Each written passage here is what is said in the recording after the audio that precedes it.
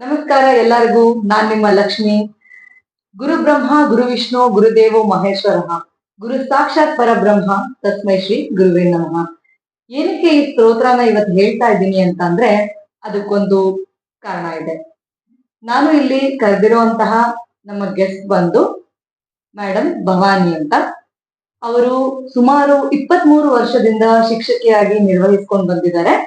ಹಾಗೆ 10 ವರ್ಷದಿಂದ government school ಅಲ್ಲಿ ಶಿಕ್ಷಕಿಯಾಗಿ ಕಾರ್ಯನಿರ್ವಹಿಸ್ಕೊಂಡು ಬಂದಿದ್ದಾರೆ. ಸೊ ಬನ್ನಿ ಅವ್ರನ್ನ ಇವತ್ತು ಪರಿಚಯ ಮಾಡ್ಕೊಳ್ಳೋಣ. ಹಾಗೆ ಒಂದು ಶಿಕ್ಷಕಿಯಾಗಿ ಪೇರೆಂಟ್ಸ್ಗೆ ಕೋಚ್ ಮಾಡ್ತಾ, ಗೈಡ್ ಮಾಡ್ತಾ, ಮಕ್ಕಳಿಗೆ ಮಾದರಿಯಾಗಿ ಎಷ್ಟೋ ಲೇಡೀಸ್ಗೆ ಸ್ಫೂರ್ತಿಯಾಗಿ ನಮ್ಮ ಮುಂದೆ ಕೂತಿದ್ದಾರೆ. Madam, welcome to our show. ನಮಸ್ತೆ. Thank you. ನಿಮ್ಮ ಒಂದು ಫ್ರೀ ಟೈಮ್ ಮಾಡಿಕೊಂಡು ನಮಗೆ ಅಂತ ಇವತ್ತು ಟೈಮ್ ಕೊಟ್ಟು ಬಂದಿದ್ದಕ್ಕೆ ತುಂಬಾ ಖುಷಿ ಆಯ್ತು. ನಾನು ಕೂಡ ಅಷ್ಟೇ ಖುಷಿ ಪಡ್ತೀನಿ. ನಿಮ್ಮನ್ನ ಒಂದು ಇಂಟರ್ವ್ಯೂ ನಲ್ಲಿ ಫೇಸ್ ಮಾಡೋದಕ್ಕೆ ಅಷ್ಟೇ ಒಂದು ಕುತೂಹಲದಿಂದ ಕಾಯ್ತಾ ಇದ್ದೀನಿ. ಓಕೆ. ಈ ಗುರುಗಳು ಒಂದು ಶಿಕ್ಷಕಿ ಅಂತ ಅಂದ್ರೆ ನಮಗೆ ಹೊರಗಡೆಯಿಂದ ಪ್ರಪಂಚಕ್ಕೆ ಕಾಣೋದು.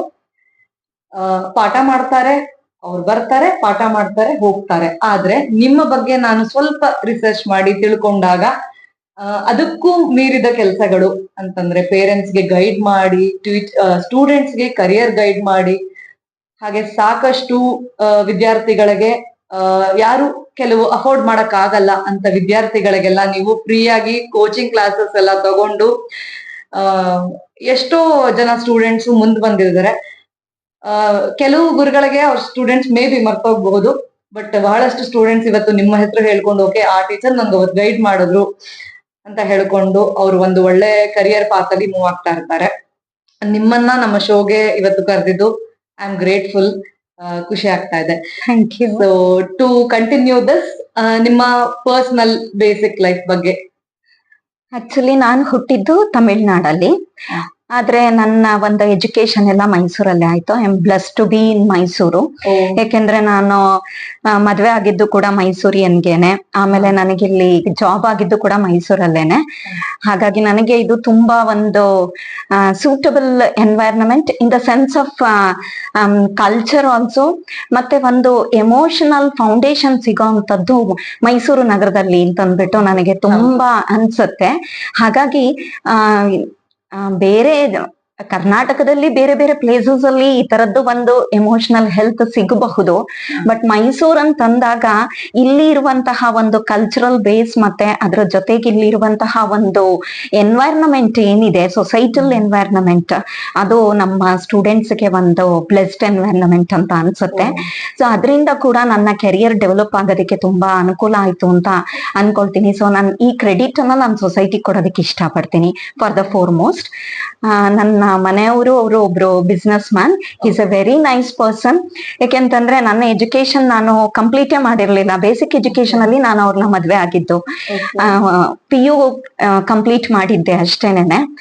10 years ಆಫ್ ಗ್ಯಾಪ್ ಆದ್ಮೇಲೆ ಅವರು ನನಗೆ ನೀನ್ ಓದು, ಏನಾದ್ರೂ ಅಚೀವ್ ಮಾಡು ಅಂತ ಹೇಳಿದಾಗ ನನಗೆ ಆದಂತಹ ಒಂದು ಸಂತೋಷಕ್ಕೆ ಪಾರಾನೇ ಇಲ್ಲ. ಯಾಕೆಂತಂದ್ರೆ ಎಲ್ಲಾರ ಮನೆಯಲ್ಲೂ ನೀನ್ ಹೌಸ್ ವೈಫ್ ಆಗಿದ್ರೆ ಸಾಕು ಅಂತ ಎಕ್ಸ್ಪೆಕ್ಟ್ ಮಾಡುವಂತಹ ಒಂದು ಸೊಸೈಟಿನಲ್ಲಿ ನನಗೆ ಈ ತರದ್ ಒಂದು ಎನ್ಕರೇಜ್ಮೆಂಟ್ ಸಿಕ್ಕಿದ್ದು ನಾನು ಅದು ಬ್ಲೆಸ್ಸಿಂಗ್ ಅಂತ ಅನ್ಕೊಳ್ತೀನಿ. ಅದ್ರ ಜೊತೆಗೆ I feel very proud of my son also. ಯಾಕೆಂತಂದ್ರೆ how he is different from other kids ಅನ್ನೋದನ್ನ ನಾನು ಆಮೇಲೆ ಅದಕ್ಕೆ ರಿಲೇಟೆಡ್ ಕ್ವೆಶ್ಚನ್ಸ್ ಬಂದಾಗ, ಇಲ್ಲ ನನಗೆ ಅದಕ್ಕೆ ರಿಲೇಟೆಡ್ ಆನ್ಸರ್ಸ್ ಕೊಡುವಾಗ ಹೇಳ್ತೀನಿ. ಯಾಕೆಂತಂದ್ರೆ ಅದು ತುಂಬಾ ಎಸೆನ್ಷಿಯಲ್ ಆಗಿದೆ. ಅವನು ಯಾವ ತರ ಡಿಫ್ರೆಂಟ್ ಆಗಿದ್ದಾನೆ ಅಂತ ಅನ್ನೋದು ನನಗೆ 10 ಮಕ್ಕಳಿಗೆ ಅದು ತಲುಪಬೇಕು. ಅವರು ಕೂಡ ಒಂದು ಡಿಫ್ರೆಂಟ್ ಪರ್ಸನಾಲಿಟಿಯನ್ನ ಡೆವಲಪ್ ಮಾಡ್ಕೊಳ್ಬೇಕು, ಮಾನೋಟೋನಸ್ ಆಗಿರಬಾರ್ದು ಅಂತ ಅನ್ನೋದು ನನ್ನ ಇಂಟೆನ್ಷನ್ ಆಗಿದೆ. ಹಾಗಾಗಿ ಇಷ್ಟು ನನ್ನ ಪರ್ಸನಲ್ ಲೈಫ್ ಬಗ್ಗೆ ಹೇಳ್ಕೊಳ್ತೀನಿ. I am very happy with my small family, contented family. Nice to know about it. Thank you. So ಈಗ ನೀವು ಟೀಚರ್ ಆಗಿ ನೀವೀಗ ಇನ್ನೊಂದು ಹೇಳಿದ್ರಿ ಪರ್ಸನಲ್ ಲೈಫ್ ಬಗ್ಗೆ ಹೇಳುವಾಗ, ನೀವು ಬರೀ ಮಿನಿಮಲ್ ಎಜುಕೇಶನ್ ಮಾಡಿ ನೀವು ಮದುವೆ ಆಗಿ ಬಂದಿದ್ದು. ಸೊ ಅಲ್ಲಿಗೂ ನಿಮ್ಮ ಟೀಚರ್ ಆಗಕ್ಕೂ ಗ್ಯಾಪ್ ಇರುವಂತ ಕ್ವಾಲಿಫಿಕೇಶನ್ ನ ಹೇಗೆ ಫುಲ್ಫಿಲ್ ಮಾಡಿದ್ರಿ? ಜೊತೆಗೆ ನಿಮ್ಮ ಮೋಟಿವೇಶನ್ ಯಾರು, ಸ್ಫೂರ್ತಿ ಏನು? ಆಕ್ಚುಲಿ ಹೇಳ್ಬೇಕು ಅಂತಂದ್ರೆ ನಮ್ದೊಂದು ಆರ್ಥೋಡಾಕ್ಸ್ ಫ್ಯಾಮಿಲಿ. ಓಕೆ. ಹಾಗಾಗಿ ನನಗೆ PU ಕಂಪ್ಲೀಟ್ ಆಗ್ತಿದ್ದಂಗೆನೆ 97 ಅಲ್ಲೇನೆ ಎಂಗೇಜ್ಮೆಂಟ್ ಆಗಿ 98 ನನ್ ಮದ್ವೆ ಆಗೋಗಿತ್ತು. ಓಕೆ. ನನಗೆ 2007 ವರ್ಗುನುವೆ ಎಜುಕೇಶನ್ ಗ್ಯಾಪ್ ಆಯ್ತು. ನಂದು ಮಗಂದು ಒಂದು ಬರ್ತ್ ಟೈಮ್ ಅದೇನೇನೆ. ಅದಾದ್ಮೇಲೆ ನನಗೆ ಫ್ಯಾಮಿಲಿ ಸ್ಟ್ರಗಲ್ ಎಲ್ಲ ಅದು ಕ್ವೈಟ್ ನ್ಯಾಚುರಲ್. ನಾವ್ ಅದ್ರ ಜೊತೆ ಹೊಸ ಫ್ಯಾಮಿಲಿಗೆ ಹೊಂದ್ಕೊಳ್ಳೋದು ಇದ್ರಲ್ಲೇ ಒಂದು 10 years ನನಗೆ ಆಚೀಚೆ ಆಗೋಯ್ತು. ಬಟ್ ನನಗ್ ಡ್ರೀಮ್ ಇತ್ತು ಚಿಕ್ಕದ್ರಿಂದಾನುವೆ, ನಾನ್ ಟೀಚಿಂಗ್ ಫೀಲ್ಡ್ಗೆ ಎಂಟರ್ ಆಗ್ಬೇಕು, ಮತ್ತೆ ನನಗೆ ಫ್ರೀ ಆಗಿ ಟೀಚ್ ಮಾಡ್ಬೇಕು, ತುಂಬಾ ಹೆಣ್ಮಕ್ಳುಗಳು ಮುಂದೆ ಬರ್ಬೇಕು ಅಂತ ಅನ್ನೋದು ನನಗೆ ತುಂಬಾ ಇಂಟೆನ್ಷನ್ ಇತ್ತು. ಬಟ್ ಹೆಂಗ್ ಎಕ್ಸಿಕ್ಯೂಟ್ ಮಾಡೋದು ಅನ್ನೋದಕ್ಕೆ ನನಗೆ ಬೇಸ್ ಅಷ್ಟು ಕ್ವಿಕ್ ಆಗಿ ನನಗ್ ಸಿಕ್ಕಿರ್ಲಿಲ್ಲ. ಸೊ 10 years ಗ್ಯಾಪ್ ಆಯ್ತು. ಬಟ್ ಎಲ್ಲೋ ಒಂದ್ ಕಡೆ ನನಗೆ ನಾನು ಏನೋ ಒಂದ್ ಮಾಡೇ ಮಾಡ್ತೀನಿ, ಐಡಲ್ ಆಗಿ ನಾನು ಕೂತಿರಲ್ಲ ಅನ್ನೋ ಕಾನ್ಫಿಡೆನ್ಸ್ ಇತ್ತು. ಅದಕ್ಕೆ ತಕ್ಕನಂಗೆ ನನ್ಗೆ ನಮ್ಮ ಮನೆಯವರು ಕೂಡ ಅದೇ ನೇಚರ್ ಅವರಾಗಿರೋದ್ರಿಂದ ನನ್ಗೆ ತುಂಬಾ ಮೋಟಿವೇಟ್ ಮಾಡಿದ್ರು. ಸೊ ನಾನು ಫ್ಯಾಮಿಲಿಗೂ ಅಷ್ಟೇ ಇಂಪಾರ್ಟೆನ್ಸ್ ಕೊಟ್ಟಿದ್ದೀನಿ. ಎಲ್ಲೂ ಕೂಡ ನನ್ನ ಫ್ಯಾಮಿಲಿನಲ್ಲಿ ನನ್ನಿಂದ ಪ್ರಾಬ್ಲಮ್ ಆಯ್ತು ಅಂತ ಅನ್ನಿಸ್ಕೊಳಕ್ ಆಗ್ದೇನೆ ಕೆಲ್ಸ ಮಾಡ್ಕೊಂಡು KSOE ನಲ್ಲಿ ನಾನು ಡಿಗ್ರಿಯನ್ನ ಮಾಡಿದೆ. ಅದಾದ್ಮೇಲೆ BEd ಮಾಡಿದೆ ವಿದ್ಯಾ ವಿಕಾಸ್ ಕಾಲೇಜಲ್ಲಿ. ಅದಾದ್ಮೇಲೆ MA ಮಾಡಿದೆ. ಆಮೇಲೆ ನನಗೆ ಕಮ್ಯುನಿಕೇಶನ್ ಸ್ಕಿಲ್ಸ್ ಡೆವಲಪ್ ಮಾಡ್ಕೊಳ್ಬೇಕು ಅನ್ನೋದು ಒಂದು ತುಂಬಾ ಆಸೆ ಇತ್ತು. ಹಾಗಾಗಿ PGDCE ಅಂತ ಮಾಡಿದೆ. ಅದನ್ನಂತೂ ರೀಸೆಂಟ್ ಆಗಿ ನಾನು ಕೋವಿಡ್ ಟೈಮ್ ಅಲ್ಲಿ ಮಾಡಿದ್ದು 85% ಬಂದಾಗ ನನಗೆ ಎಷ್ಟು ಖುಷಿ ಆಯ್ತು ಅಂತಂದ್ರೆ, ನಮಗೆ ಒಂದು ಮನಸ್ಸಿದ್ರೆ ಮಾತ್ರ ನಾವ್ ಏನ್ ಬೇಕಾದ್ರೂ ಮಾಡಬಹುದು, ಎಷ್ಟೇ ಸ್ಟ್ರೆಸ್ ಇದ್ರೂ ಓವರ್ಕಮ್ ಮಾಡಬಹುದು ಅಂತ ಅನ್ನಿಸ್ತು. ಸೊ ಒಂದೊಂದು ಲೆವೆಲ್ ಅಲ್ಲೂ ಒಂದೊಂದು ರೀತಿಯಾದಂತಹ ಕಾನ್ಫಿಡೆನ್ಸ್ ಗೈನ್ ಮಾಡ್ಕೊಳ್ತಾ ಬಂದೆ. ಇವತ್ ನಿಮ್ ಮುಂದೆ ಈ ತರ ಕೂತಿದ್ದೀನಿ, ತುಂಬಾ ಖುಷಿ ಆಗತ್ತೆ ನನ್ಗೆ. ಎಷ್ಟೋ ಹೆಣ್ಮಕ್ಳಿಗೆ ಈಗ ನೀವೇನಂದ್ರೆ ನಿಮ್ಮ ಫ್ಯಾಮಿಲಿನೇ ನಿಮ್ಮ ಮೋಟಿವೇಶನ್, ಅವರೇ ನಿಮ್ಮ ಸ್ಫೂರ್ತಿ. ಹಾಗೆ ನಿಮ್ಮ ಒಳಗಡೆ ಒಂದು ಆ ಛಲ ಇತ್ತು ಮುಂದ್ ಬರ್ಬೇಕು ಅಂತ. ಹೌದು. ಅದೇ ಸುಮಾರು ಹೆಣ್ಮಕ್ಳಿಗೆ ಪಾಪ ಅದೇ ಒಂದು ಲಿಮಿಟ್ ಆಗ್ಬಿಟ್ಟಿರುತ್ತೆ, ಅದೇ ಒಂದು ಸರ್ಕಲ್ ಆಗ್ಬಿಟ್ಟಿರುತ್ತೆ. ಮೋಟಿವೇಶನ್ ಇಲ್ದೇ ಇರ್ಬೋದು, ಅವರ ಒಳಗಡೆ ಓಕೆ ಮನೆಯಿಂದ ಆಚೆ ಹೋಗಿ ಮುಂದೆ ಬರೋಣ ಅನ್ನೋದಕ್ಕೆ ಸಾವಿರಾರು ಚಾಲೆಂಜಸ್. ಸೊ ನೀವ್ ಏನಾದ್ರೂ ಚಾಲೆಂಜಸ್ ಫೇಸ್ ಮಾಡಿದ್ರ? ಹಾಗೆ ನೀವ್ ಹೇಳಿದ್ರಿ 10 ವರ್ಷ ಗ್ಯಾಪ್ ಆಗಿ ಓದಿದೀರಾ ಅಂತ. ಆ ಓದಿನ ರುಚಿ ಮತ್ತೆ ಹಿಡಿತಾ? ಏನಂತಂದ್ರೆ ಫಸ್ಟ್ ಓದಿನ ಬಗ್ಗೆ ಹೇಳೋದಾದ್ರೆ, ನಾನು ರೆಸ್ಯೂಮ್ ಮಾಡುವಾಗ ನನಗೆ 10 years ಗ್ಯಾಪ್ ಆಗಿದೆ ಅನ್ನೋದನ್ನ ನಾನು ಮನವರಿಕೆ ಮಾಡ್ಕೊಳ್ಳೇ ಇಲ್ಲ. ಯಾಕೆಂತಂದ್ರೆ ಕಂಟಿನ್ಯೂಟಿ ಇತ್ತು ಅಲ್ಲಿ. ನಾನು ಹೊರಗಡೆ ಹೋಗ್ಲಿಲ್ಲ ಅಂತಂದ್ರುನುವೆ ತುಂಬಾ ಬುಕ್ಸ್ ಅನ್ನ ಓದೋ ಅಂತ ಒಂದು ಹವ್ಯಾಸನ ಇಟ್ಕೊಂಡಿದ್ದೆ. ಸೊ ನಿಮ್ಮಲ್ಲಿ ಛಲ ಇದ್ರೆ ದಯವಿಟ್ಟು ನಾನು ಎಲ್ಲಾ ಹೆಣ್ಮಕ್ಳಿಗೂ ಹೇಳೋದೇನು ಅಂತಂದ್ರೆ, ನೀವು ಅದ್ ಏನೇ ಬ್ರೇಕಪ್ ಆದ್ರೂನುವೆ, ಅದು ಎಂತದ್ದೇ ದೊಡ್ಡ ರೀಸನ್ ಆಗಿದ್ರೂನುವೆ ಅದನ್ನ ನಾವು ಓವರ್ಕಮ್ ಮಾಡಬಹುದು ಅನ್ನೋ ಒಂದು ಕಾನ್ಫಿಡೆನ್ಸ್ ಇರ್ಬೇಕು. ಅದಕ್ಕೆ ಬೇಕಾಗಿರೋಂತಹ ಒಂದು ಪೇಶನ್ಸ್ ಇರ್ಬೇಕು ನಮ್ಗೆ. ಅದ್ರ ಜೊತೆಗೆ ಆ ಒಂದು ಮೋಟೋನ ಕೀಪ್ ಅಪ್ ಮಾಡ್ಬೇಕು ನಾವು. ಎಲ್ಲೂನು ಕೂಡ ನಾನ್ 24 hours ಅಲ್ಲಿ ನಾನ್ ಫ್ಯಾಮಿಲಿಗೆ ಎಷ್ಟೇ ಡೆಡಿಕೇಟ್ ಮಾಡ್ಲಿ, ಎಲ್ಲರನ್ನು ಫುಲ್ಫಿಲ್ ಮಾಡಿದ್ಮೇಲೆ ನನ್ನ ನಿದ್ದೆಯ ಒಂದು 8 ಗಂಟೆ ಕಾಲ ಅಥವಾ 7 ಗಂಟೆ ಕಾಲದಲ್ಲಿ 1 or 2 hours ಅನ್ನ ನನ್ನ ಒಂದು ಮೋಟೋನ ಅಚೀವ್ ಮಾಡೋದಿಕ್ಕೆ ಅಂತ ಇಟ್ಕೊಂಡ್ರೆ ಡೆಫಿನೆಟ್ಲಿ ಯಾವ್ದು ಕೂಡ ಇಂಪಾಸಿಬಲ್ ಅಂತ ನನಗೆ ಅನ್ಸೋದೇ ಇಲ್ಲ. ನಮ್ಮ ಲೆವೆಲ್ಗೆ ನಾವ್ ಏನ್ ಮಾಡ್ಬೇಕು ಅನ್ಕೊಂಡಿರ್ತೀವಿ ಅದನ್ನ ನಾವು ಖಂಡಿತ ಮಾಡಬಹುದು. ಹಾಗಾಗಿ ಡಿಮೋಟಿವೇಟ್ ಆಗುವಂತ ಒಂದು ಪ್ರಸಂಗ ಯಾರ ಜೀವನದಲ್ಲೂ ಬರೋದಿಲ್ಲ ಅಂತ ಅನ್ಕೊಳ್ತೀನಿ. ಇನ್ನೊಂದು ಪ್ರಶ್ನೆ ನಿಮ್ದು ಏನಿತ್ತು ಅಂತಂದ್ರೆ, ನಮ್ಗೆಲ್ಲಾ ಸತಿನುವೆ ಸೂಟಬಲ್ ಎನ್ವೈರನ್ಮೆಂಟ್ ಅಂತ ಅನ್ನೋದು ಇರೋದಿಲ್ಲ.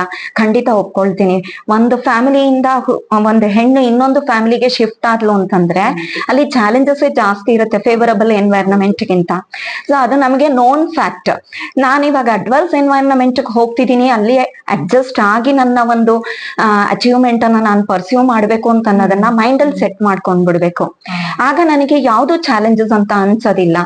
ಎರಡನೇದಾಗಿ ಏನು ಅಂತಂದ್ರೆ, ಫಸ್ಟ್ ನಾವು ಮನೆಯಲ್ಲಿರುವಂತ ಎಲ್ಡರ್ಸ್ಗೆ ಮತ್ತೆ ಹಸ್ಬೆಂಡ್ಗೆ, ಇಫ್ ಇನ್ ಕೇಸ್ ನನಗೆ ಆಗ್ಲೇನೆ ಮಕ್ಕಳು ಇದ್ರು ಅಂತಂದ್ರೆ ಅವರಿಗೆ ಕೊಡ್ಬೇಕಾಗಿರುವಂತಹ ಪ್ರಿಫರೆನ್ಸ್ ಅನ್ನ ಕೊಟ್ಟು ಸ್ಯಾಟಿಸ್ಫೈ ಮಾಡ್ಬಿಟ್ರೆ I will have my own time to achieve my ಗೋಲ್.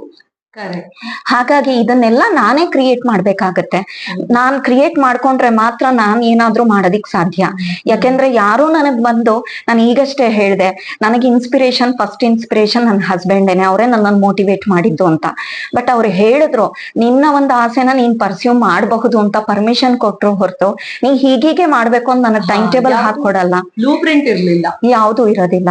ಅದನ್ನ ನಾನೇನೆ ಪ್ಲಾನ್ ಮಾಡ್ಕೊಳ್ಬೇಕು, ನನಗೆ ಯಾವ ತರ ಸೂಟಬಲ್ ಆಗುತ್ತೆ ಅನ್ನೋ ರೀತಿನಲ್ಲಿ. ಸೊ ಯಾವ ಹೆಣ್ಮಕ್ಳು ಕೂಡ, ಎಷ್ಟೊಂದ್ ಜನ ನನಗ್ ಗೊತ್ತಿರೋ ರೀತಿನಲ್ಲಿ ವಿಲೇಜ್ ಏರಿಯಾಸ್ ಇಂದ ಬಂದಿರೋರ್ಗೆ ಈ ತರದ್ದು ತುಂಬಾ ಪ್ರಾಬ್ಲಮ್ಸ್ ಇರುತ್ತೆ.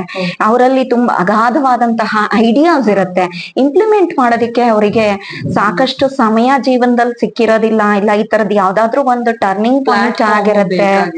ಹೌದು, ಅದನ್ನ ಪರ್ಸ್ಯೂ ಮಾಡ್ಬೇಕು ಅಂತಂದ್ರೆ everything is in their hand. ತುಂಬಾ ಏನು ವಿಚಾರಧಾರಿ ಆಗಿದ್ದೀರಿ. ಹಾಗೆ ನಿಮ್ಮ ಸರ್ವಿಸಸ್ ಏನೆಲ್ಲ, ನಿಮ್ಮ ಕೈಲಿ ಆದಂತ ಚಿಕ್ಕ ಪುಟ್ಟ ಸರ್ವಿಸಸ್ ಏನೆಲ್ಲ ಮಾಡ್ಕೊಂಡು ಬಂದಿದ್ದೀರಾ ಮಕ್ಕಳಿಗೆ? ನಾನು ಮಕ್ಕಳಿಗೆ ಕೊಟ್ಟಿರೋಂತ ಸರ್ವಿಸಸ್ ಎಲ್ಲ ತುಂಬಾ ಚಿಕ್ಕದೇನೇನೆ. ಬಟ್ ನನಗ್ ಗೊತ್ತಿಲ್ಲ, ಮಕ್ಕಳು ನೀವ್ ಹೇಳಿದ ರೀತಿನಲ್ಲಿ ನನಗೆ ಇವತ್ತಿಗೂ ಕೂಡ ಮಾಸ್ಟರ್ ಡಿಗ್ರಿ ಕಂಪ್ಲೀಟ್ ಮಾಡಿ ಅವ್ರು ಮದ್ವೆ ಆಗಿದ್ರು ಕೂಡ ನನ್ ಜೊತೆ ಕಾಂಟ್ಯಾಕ್ಟ್ ಅಲ್ಲಿ ಇಟ್ಕೊಂಡು ಕೆಲವು ಕಾಂಪ್ಲಿಮೆಂಟ್ಸ್ ಅನ್ನ ಕೊಡೋದ್ ನೋಡಿದಾಗ ನನಗನ್ಸುತ್ತೆ, ಹೌದಾ ನಾನು ಇದನ್ನೆಲ್ಲ ಮಾಡ್ದೆ ಅಂತ ಹೇಳಿ. ನಾನು ಹೋಮ್ ಟ್ಯೂಷನ್ಸ್ ಮಾಡ್ತಾ ಇದ್ದೆ, ಅವ್ರ ಮನೆಗೆ ಹೋಗಿ ಟ್ಯೂಷನ್ಸ್ ಮಾಡೋ ಅಂತದ್ದು, ಅದನ್ನ ಫ್ರೀ ಆಗಿ ಮಾಡ್ಕೊಡ್ತಾ ಇದ್ದೆ. ಅದಾದ್ಮೇಲೆ ಈಗ ಸ್ವಲ್ಪ ಅದೆಲ್ಲ ಸ್ಟಾಪ್ ಮಾಡಿದೀನಿ. ನನ್ಗೆ ಇವಾಗ ಫಿಸಿಕಲ್ ಹೆಲ್ತ್ ಕೂಡ ಅಷ್ಟು ಕೋಆಪರೇಟ್ ಮಾಡಲ್ಲ ಅಂತ ಹೇಳಿ. ಅದ್ರ ಜೊತೆಗೆ ನಾನು ಮನೆಯಲ್ಲಿ ಟ್ಯೂಷನ್ ಮಾಡುವಾಗ್ಲೂ ಕೂಡ ಫ್ರೀ ಆಗಿ ಮಾಡ್ಕೊಡ್ಬೇಕು ಅಂತ ಅನ್ನೋದು ನನಗಿತ್ತು. ಯಾಕೆಂದ್ರೆ ಎಕ್ಸ್ಟ್ರಾ ಅರ್ನಿಂಗ್ ಅಂತ ನನಗೆ ಆ ತರದ ಕ್ರೇಜ್ ಇರ್ಲಿಲ್ಲ. ಬಟ್ ಹೇಗಾದ್ರೂ ಮಾಡಿ ನಮಗ್ ಸಿಕ್ಕಿರೋ ಅಂತ ನಾಲೆಡ್ಜ್ ನೆಕ್ಸ್ಟ್ ಜನರೇಷನ್ಗೆ ಅದು ಪಾಸ್ ಆನ್ ಆಗ್ಬೇಕು ಅಂತ ಅನ್ನೋದು ನನ್ನ ಇಂಟೆನ್ಷನ್ ಆಗಿತ್ತು. ಆ ತರದ್ ಮಾಡಿದೀನಿ. ಇನ್ ಕೆಲವು ನನಗೆ ಇವತ್ತಿಗೂ ಇಷ್ಟ ಆಗಂತದ್ದು ಅಂತಂದ್ರೆ, ಓದೋ ಅಂತ ಮಕ್ಕಳಿಗೆ ನೀವು ಏನೇ ಕೊಡ್ಸಿದ್ರು ಸ್ಯಾಟಿಸ್ಫೈ ಮಾಡಕ್ ಆಗೋದಿಲ್ಲ. ಅವರಿಗೆ ಬೇಕಾಗಿರುವಂತ ನಾಲೆಡ್ಜ್ ಗೇನ್ ಮಾಡ್ಬೇಕು ಅನ್ನೋ ಮಕ್ಕಳಿಗೆ ನಾವು ಬುಕ್ಸ್ ಅನ್ನೇ ಕೊಡಿಸ್ಬೇಕು. ಅವಾಗ ಅವ್ರಿಗೆ ಆಗೋಂತಹ ಖುಷಿಗೆ ಮಿತಿನೇ ಇರೋದಿಲ್ಲ. ಸೊ ಆ ತರದ್ರಲ್ಲಿ ನನಗೆ ಎಷ್ಟು ಖರ್ಚು ಮಾಡಿದ್ರು ನನಗೆ ಕಡಿಮೆ ಅಂತಾನೆ ಅನ್ಸುತ್ತೆ. ದೇವ್ರ ಶಕ್ತಿ ಕೊಟ್ರೆ ಆ ತರದ್ರಲ್ಲಿ ನನಗ್ ತುಂಬಾ ಸಹಾಯ ಮಾಡ್ಬೇಕು ಅಂತ ಮನಸ್ಸಿನಲ್ಲಂತೂ ಇದೆ. ಎಜುಕೇಶನ್ಗೆ ಅಂತಂದ್ರೆ ನಾನು ಸಪೋರ್ಟಿವ್ ಆಗಿರ್ತೇನೆ ಖಂಡಿತ. ಈ ಶಿಕ್ಷಕಿಯಾಗಿ ಕೆಲಸ ನಿರ್ವಹಿಸೋದು ಅಂತಂದ್ರೇನೆ ಅದೇ ಒಂದು ಸೇವೆ, ಅದೇ ಒಂದು ಸರ್ವಿಸ್. ಅದರಲ್ಲೂ ಅದ್ರ ಜೊತೆಗೂನು ಅವರು ಸಾಧ್ಯವಾದಷ್ಟು ಹೋಮ್ ಟ್ಯೂಷನ್ಸ್ ನ ತಗೊಂಡು ಆ ಮಕ್ಕಳಿಗೆ ಫ್ರೀಯಾಗಿ ಎಜುಕೇಶನ್ ಕೊಡೋದು. ಏನಂತಾರೆ, ಎಲ್ಲದಕ್ಕಿಂತ ಶ್ರೇಷ್ಠ ದಾನ ವಿದ್ಯಾದಾನ. ಏನಂತಾರೆ, ಯಾವ್ದೇನೇ ಕದ್ರೂನು ವಿದ್ಯೆನ ಕದಿಯಕ್ಕಾಗಲ್ಲ ಅಂತಾರೆ. ನೀನು ಆಸ್ತಿ ಐಶ್ವರ್ಯ ಹಣ ಕಳ್ಕೊಂಡ್ರು ಕಲ್ತಿರೋಂತಹ ನಮ್ಮ ವಿದ್ಯೆ ಯಾವತ್ತಿಗೂ ನಮ್ಗೆ ಕೈ ಹಿಡಿಯುತ್ತೆ. ಈಗ ಇತ್ತೀಚಿನ ದಿನಗಳು ಜೊತೆಗೆ ಸ್ವಲ್ಪ ನಾನೊಂದು 20-25 ವರ್ಷದಿಂದ ಈ ಟೀನೇಜರ್ಸ್ ಇಶ್ಯೂಸ್ ಏನು ಸ್ವಲ್ಪ ನೋಡ್ತಾ ಇದ್ದೀವಿ. ಅದರಲ್ಲಿ ಪೇರೆಂಟ್ಸ್ ರೋಲ್ ಹೇಗೆ, ಮತ್ತೆ ಈ ಮಕ್ಕಳಿಗೆ ಅವರ ಕೆರಿಯರ್ ಚೂಸ್ ಮಾಡ್ಬೇಕಾದ್ರೆ ನೀವೇನ್ ಗೈಡ್ ಮಾಡ್ತೀರಾ ಪೇರೆಂಟ್ಸ್ಗೆ ಅದ್ರ ಬಗ್ಗೆ? ನಿಮ್ಮ ಮೊದಲನೇ ಪ್ರಶ್ನೆಗೆ ಉತ್ತರ ಕೊಡೋದಾದ್ರೆ ಅಡಲ್ಸೆಂಟ್ ಪ್ರಾಬ್ಲಮ್ಸ್ ಅಂತ ಹೇಳ್ತೀವಿ. ನೀವು ಹೇಳಿದ ರೀತಿನಲ್ಲಿ ಈಗ ಒಂದು ರೀಸೆಂಟ್ 25 years ಇಂದ ಅದು ಸ್ವಲ್ಪ ಜಾಸ್ತಿ ಆಗಿದೆ, ಬಿಕಾಸ್ ಆಫ್ ಮೀಡಿಯಾ ಎಕ್ಸ್ಪೋಜರ್ ಅಂತ ಹೇಳ್ಬಹುದು. ಬಟ್ ನನ್ ಪ್ರಕಾರ ನನಗೆ ಯಾವ ಮಕ್ಕಳು ತಪ್ಪು ಮಾಡ್ದಂಗ ಅನ್ಸೋದೇ ಇಲ್ಲ. ಅದು ಅವ್ರು ತಪ್ಪು ಮಾಡಿದ್ದಾರೆ ಅಂತ ಬೇರೆಯವ್ರಿಗೆ ಅನ್ಸಿದ್ರು ನನಗೆ ಆ ಲೆವೆಲ್ಗೆ ಆ ಮಕ್ಕಳನ್ನ ನಾನು ಟಾಂಟ್ ಮಾಡಿನೋ ಅಥವಾ ಕರೆಕ್ಟ್ ಮಾಡ್ಬೇಕು ಅಂತ ಅನ್ಸೋದಿಲ್ಲ. ಫಾರ್ ದ ಫೋರ್ಮೋಸ್ಟ್ ಯಾಕೆ ನನಗೆ ಅವ್ರು ತಪ್ಪು ಮಾಡಿಲ್ಲ ಅಂತ ಅನ್ಸುತ್ತೆ ಅಂತಂದ್ರೆ, ಅವ್ರಿಗೆ ಅದು ಸರಿನಾ ತಪ್ಪ ಅನ್ನೋದೇ ಮನವರಿಕೆ ಆಗಿರಲ್ಲ, ಮೊದಲನೇ ಪಾಯಿಂಟ್. ಸೊ ಪೇರೆಂಟಲ್ ಆಗಿ ನಾನೊಬ್ಬ ಪೇರೆಂಟ್ ಆಗಿ ಹೇಳೋದಾದ್ರೆ ನನಗೆ ಆ ಒಂದು ಟೆನ್ಷನ್ ಇದ್ದೇ ಇರುತ್ತೆ. ಯಾಕೆಂದ್ರೆ ನಾನು ತುಂಬಾ ಮಗುಗೆ ಬಯೋಲಾಜಿಕಲ್ ಆಗಿ ಕನೆಕ್ಟ್ ಆಗಿರ್ತೀನಿ, ರೆಸ್ಪಾನ್ಸಿಬಿಲಿಟಿ ಜಾಸ್ತಿ ಇರುತ್ತೆ. So it's quite common to have that level of tension ಪೇರೆಂಟ್ಸ್ಗಾದ್ರೆ. ಬಟ್ ಆಸ್ ಎ ಟೀಚರ್ ಇದನ್ನ ತುಂಬಾ ಈಸಿಯಾಗಿ ಹ್ಯಾಂಡಲ್ ಮಾಡಬಹುದು ಅಂತ. ಈವನ್ ನಾವು ಪೇರೆಂಟ್ಸ್ ಕೂಡ ಗೈಡ್ ಮಾಡಬಹುದು. ನೀವು ಅಷ್ಟೊಂದು ಆತಂಕ ಪಡೋದಿಕ್ಕೆ ಇಲ್ಲಿ ಏನೋ ಅಂತದ್ದಾಗಿರೋದಿಲ್ಲ. ಎಲ್ಲೋ ಒಂದ್ ಕಡೆ ಅದು ಏನಂತಂದ್ರೆ ಒಂದು ಅಟ್ರಾಕ್ಷನ್. ಆ ಅಟ್ರಾಕ್ಷನ್ ಅವರಿಗೆ ಅದ್ರದ್ದು ಕಾನ್ಸಿಕ್ವೆನ್ಸಸ್ ಏನು ಅಂತ ಅವ್ರಿಗೆ ಗೊತ್ತಿರೋದಿಲ್ಲ. ಮತ್ತೆ ಎಷ್ಟೊಂದು ಕೇಸಸ್ ಅಲ್ಲಿ ನಾನು ಹೇಳೋದಾದ್ರೆ ಈ ಮಕ್ಕಳುಗಳಿಗೆ ಮನೆಯಲ್ಲಿ ಅಫೆಕ್ಷನ್ ಕಡಿಮೆ ಆಗಿರುತ್ತೆ. ಸೊ ಅವಾಗ ಅವ್ರು ಏನ್ ಮಾಡ್ತಾರೆ, ಅವ್ರ ಸರೌಂಡಿಂಗ್ ಅಲ್ಲಿ ಯಾರು ಪ್ರೀತಿ ತೋರಿಸ್ತಾರೆ ಅವರಿಗೆ ಅವರು ಸ್ವಲ್ಪ ಆ ಕಡೆ ಅವರು ಮನವೊಲಿಸೋದನ್ನ ನಾನು ನೋಡಿದೀನಿ. ಫಾರ್ ದ ಫಾರ್ಮೋಸ್ಟ್ ಪೇರೆಂಟ್ಸ್ ಯಾವ ತರ ಕೇರ್ ತಗೋಬಹುದು ಅಂತಂದ್ರೆ, ಅವ್ರ ಮಕ್ಕಳಿಗೆ ಟೀನ್ ಏಜ್ಗೆ ಎಂಟರ್ ಆಗ್ತಿದ್ದಾರೆ, ಅದರಲ್ಲೂ ಪ್ಯುಬರ್ಟಿ ಏಜ್ಗೆ ಎಂಟರ್ ಆಗ್ತಿದ್ದಾರೆ ಅಂದ ತಕ್ಷಣ ಅವರನ್ನ ಫ್ರೆಂಡ್ಲಿ ಆಗಿ ಟ್ರೀಟ್ ಮಾಡ್ಬೇಕು. ಫಾರ್ ಎಕ್ಸಾಂಪಲ್ ಎಲ್ಲಿಗಾರು ಹೋಗೋದಾದ್ರೆ ಹೆಗಲ್ ಮೇಲೆ ಕೈ ಹಾಕೊಂಡು ಹೋದ್ರೆ ಆ ಮಗುಗ್ ಅನ್ಸುತ್ತೆ ನಮ್ಮ ನನ್ ಜೊತೆ ತುಂಬಾ ಇಂಟಿಮೇಟ್ ಆಗಿದ್ದಾಳೆ ಅಂತ. ಸೊ ಬೇರೆ ಫ್ರೆಂಡ್ಸ್ ಅನ್ನ ಅವರು ಹುಡ್ಕೋದಿಕ್ ಹೋಗೋದಿಲ್ಲ, ಅಮ್ಮನೇ ಫ್ರೆಂಡ್ ಆಗ್ಬಿಟ್ಟಿರ್ತಾಳೆ. ಸೊ ಆ ಇಂಟಿಮೆಸಿಯಿಂದ ಅವ್ರು ಏನ್ ಮಾಡ್ತಾರೆ, ಯಾರೇ ಒಬ್ರು ಹೊರಗಡೆ ತೊಂದರೆ ಕೊಟ್ಟಿರ್ಲಿ, ಇಲ್ಲ ಪ್ರಪೋಸ್ ಮಾಡಿರ್ಲಿ, ಇಲ್ಲ ಬೇರೆ ಇನ್ನೇನಾದ್ರೂ ಟೀಸ್ ಮಾಡಿರ್ಲಿ, ಪಾಸಿಟಿವ್ ನೆಗೆಟಿವ್ ಅವ್ರ ಮನಸ್ಸಿನಲ್ಲಿ ಇರೋಂಥದ್ದು ಬೇರೆಯವ್ರ ಮೇಲೆ ಅವರೇನೆ ಒಂದ್ ಸ್ವಲ್ಪ ಅಟ್ರಾಕ್ಟ್ ಆಗಿದ್ರುವೆ, ಅಮ್ಮ ನನಗ್ ಹೀಗ ಅನ್ನಿಸ್ತಾ ಇದೆ ಅಂತ. ಬಟ್ ನಮ್ಮ ಏಜ್ ಅಲ್ಲಿ ಹೇಳೋದಾದ್ರೆ ನಮಗ್ ಆ ಪ್ರೈವಸಿ ಇರ್ಲಿಲ್ಲ, ಮತ್ತೆ ನಾವು ಒಂದು ಭಯದ ವಾತಾವರಣದಲ್ಲಿ ಇದ್ವಿ. ಸೊ ನಮ್ಗೆ ಅದು ಒಂದು ಬೌಂಡರಿ ಇತ್ತು ನಮ್ಗೆ. ಸೊ ನಾನು ಅದನ್ನ ಕ್ರಾಸು ಮಾಡ್ತಿರ್ಲಿಲ್ಲ, ಶೇರ್ ಮಾಡುವಂತಹ ಒಂದು ಪ್ರಸಂಗನೂ ನನಗ್ ಬರ್ತಿರ್ಲಿಲ್ಲ. ಬಟ್ ಈಗಿನ ಮಕ್ಕಳುಗಳಿಗೆ ಎಕ್ಸ್ಪೋಜರ್ ಜಾಸ್ತಿ ಆಗಿರೋದ್ರಿಂದ ಅವ್ರು ಎಲ್ಲಾ ತರದ ಎಕ್ಸ್ಪೀರಿಯನ್ಸ್ಗೆ ಆ ಏಜ್ ಅಲ್ಲಿ ಬರ್ತಾ ಇರ್ತಾರೆ.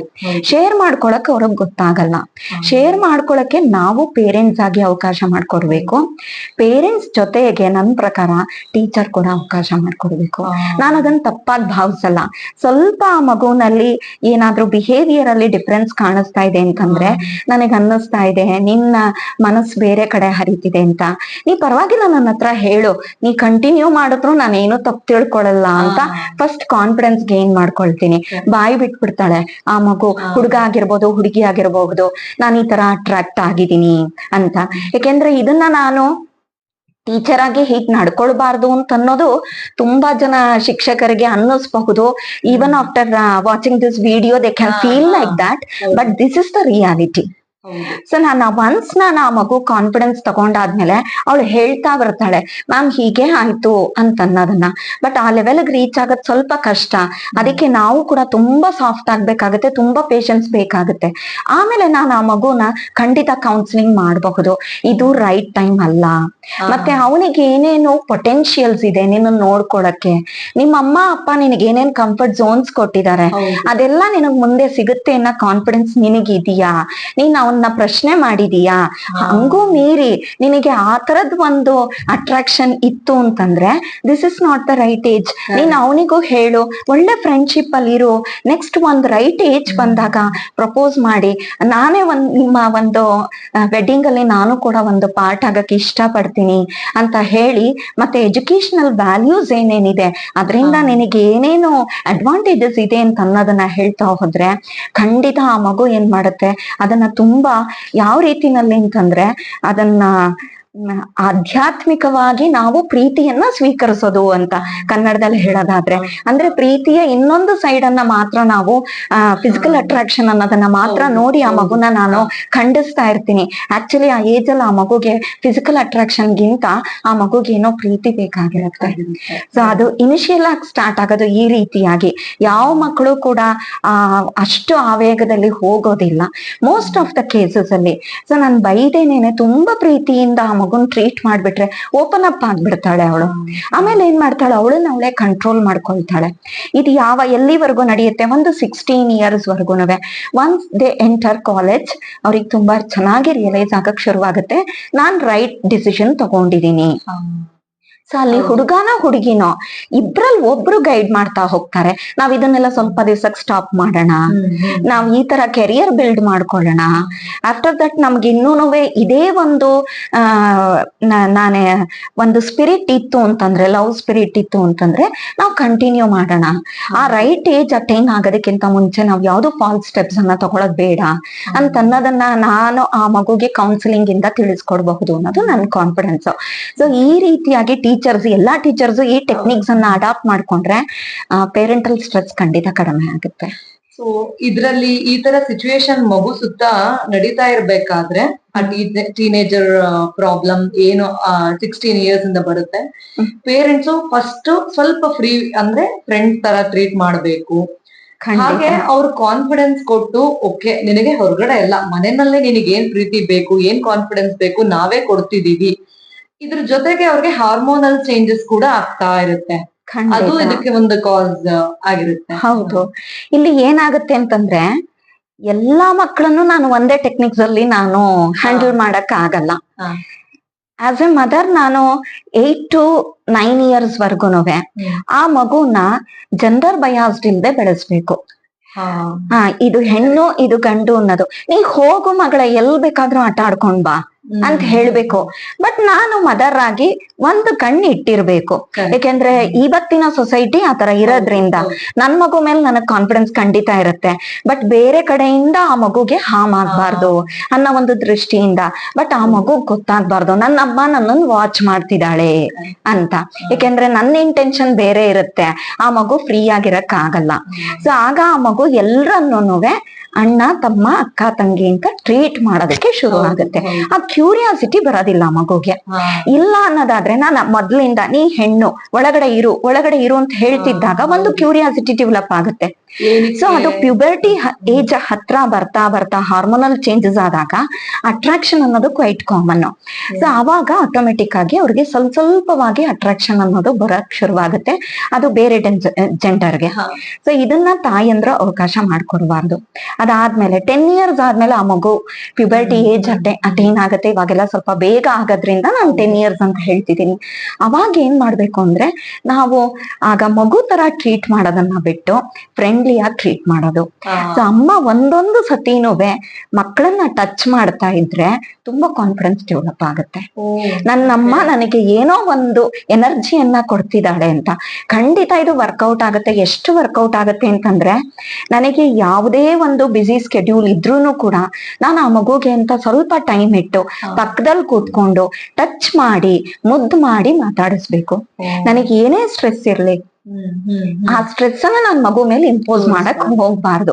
ಇದೊಂದು 4 to 5 years 15 years ವರ್ಗುನುವೆ hormonal changes ಆಗುತ್ತೆ ಅಂತ ನೀವು ಹೇಳಿದ ರೀತಿನಲ್ಲಿ ಆ ಮಗುಗೆ ಎಮೋಷನಲ್ ಆಗಿ ಕೂಡ ಕೆಲವು ಸ್ಟ್ರಗಲ್ ನಡೀತಾ ಇರತ್ತೆ. ಕೆಲವು ಸತಿ ಅಮ್ಮನ ಜೊತೆ ಶೇರ್ ಮಾಡ್ಕೊಳಕ್ ಇಷ್ಟ ಪಡುತ್ತೆ, ಕೆಲವು ಸತಿ ಶೇರ್ ಮಾಡ್ಕೊಳಕ್ ಇಷ್ಟ ಪಡಲ್ಲ. ಸೊ ಈಗಿನ ಮಕ್ಳಿಗೆ ಏನಾಗ್ತಿದೆ ಅಂತಂದ್ರೆ ಪೇರೆಂಟ್ಸ್ ಆ ಟೈಮ್ ಅನ್ನ ಕೊಡಕ್ ಆಗ್ತಾ ಇಲ್ಲ. ಹಾಗೇನ್ ಮಾಡ್ತಾರೆ, ಮೊಬೈಲ್ ತಗೊಳೋದು, ಬೇರೆ ಫ್ರೆಂಡ್ಸ್ ಜೊತೆನಲ್ಲಿ ಶೇರ್ ಮಾಡ್ಕೊಳ್ಳೋದು. ಸೊ ಎಮೋಷನಲ್ ಡಿಪೆಂಡೆನ್ಸಿ ಏನಾಗ್ತಿದೆ, ಅದು ಫ್ಯಾಮಿಲಿ ಒಳಗಡೆ ಇರ್ಬೇಕಾಗ್ತಿತ್ತು. ನಾವು ಬೆಳೆಯುವಾಗ ಫ್ಯಾಮಿಲಿ ಒಳಗಡೆ ಇದ್ದಂತ ಎಮೋಷನಲ್ ಡಿಪೆಂಡೆನ್ಸಿ ಏನಾಗ್ತಿದೆ, ಹೊರಗಡೆ ಹೋಗ್ತಾ ಇದೆ. ಅಮ್ಮ ಅಪ್ಪಂಗ್ ಗೊತ್ತೇ ಇರೋದಿಲ್ಲ ನನ್ ಮಗಳು ಏನ್ ಸ್ಟ್ರಗಲ್ ಮಾಡ್ತಿದ್ದಾಳೆ, ನನ್ ಮಗ ಏನ್ ಸ್ಟ್ರಗಲ್ ಮಾಡ್ತಿದ್ದಾನೆ ಅಂತ ಅನ್ನೋದು. ಇದು ಪೇರೆಂಟ್ಸ್ ತುಂಬಾ ಗಮನ ಹರಿಸ್ಬೇಕಾಗಿರೋಂತ ಒಂದು ವಿಷಯ. ಇದಾದ್ಮೇಲೆ 15 years ಆದ್ಮೇಲೆ ಆ ಮಗು ಬೇರೆ ಸ್ಟೇಜ್ ಅನ್ನ ಎಂಟರ್ ಆಗುತ್ತೆ. ಸೊ ಆವಾಗ ಸ್ವಲ್ಪವಾಗಿ ತಾಯಿ ಮನೆಯಲ್ಲಿರುವಂತ ಪ್ರಾಬ್ಲಮ್ಸ್ ಅನ್ನ ಎಕ್ಸ್ಪೋಸ್ ಮಾಡ್ತಾ ಬರ್ಬೇಕು. ಆಗ ಆ ಮಗುಗೆ ಏನಾಗುತ್ತೆ ಅಂತಂದ್ರೆ, ನಾನು ಈ ಫ್ಯಾಮಿಲಿಗೆ one of the responsible persons ಅಲ್ಲಿ ನಾನು ಕೂಡ ಒಬ್ಳು, ನನಗೆ ಹ್ಯೂಜ್ ರೆಸ್ಪಾನ್ಸಿಬಿಲಿಟಿ ಇದೆ. ಆಗ ಆ ಮಗು ಯಾವುದೇ ಕಾರಣಕ್ಕೂ ನಾನು ಇವನನ್ನ ಪ್ರೀತಿಸ್ದೆ, ಇಲ್ಲ ನಾ ಈ ಹುಡುಗಿಯನ್ನ ಪ್ರೀತಿಸ್ದೆ, ನಾನ್ ಮನೆ ಬಿಟ್ಬಿಟ್ಟು ಹೋಗ್ತೀನಿ ಅನ್ನೋ ನಿರ್ಧಾರಕ್ಕೆ ಯಾವುದೇ ಕಾರಣಕ್ಕೂ ಬರಕ್ ಸಾಧ್ಯ ಇಲ್ಲ.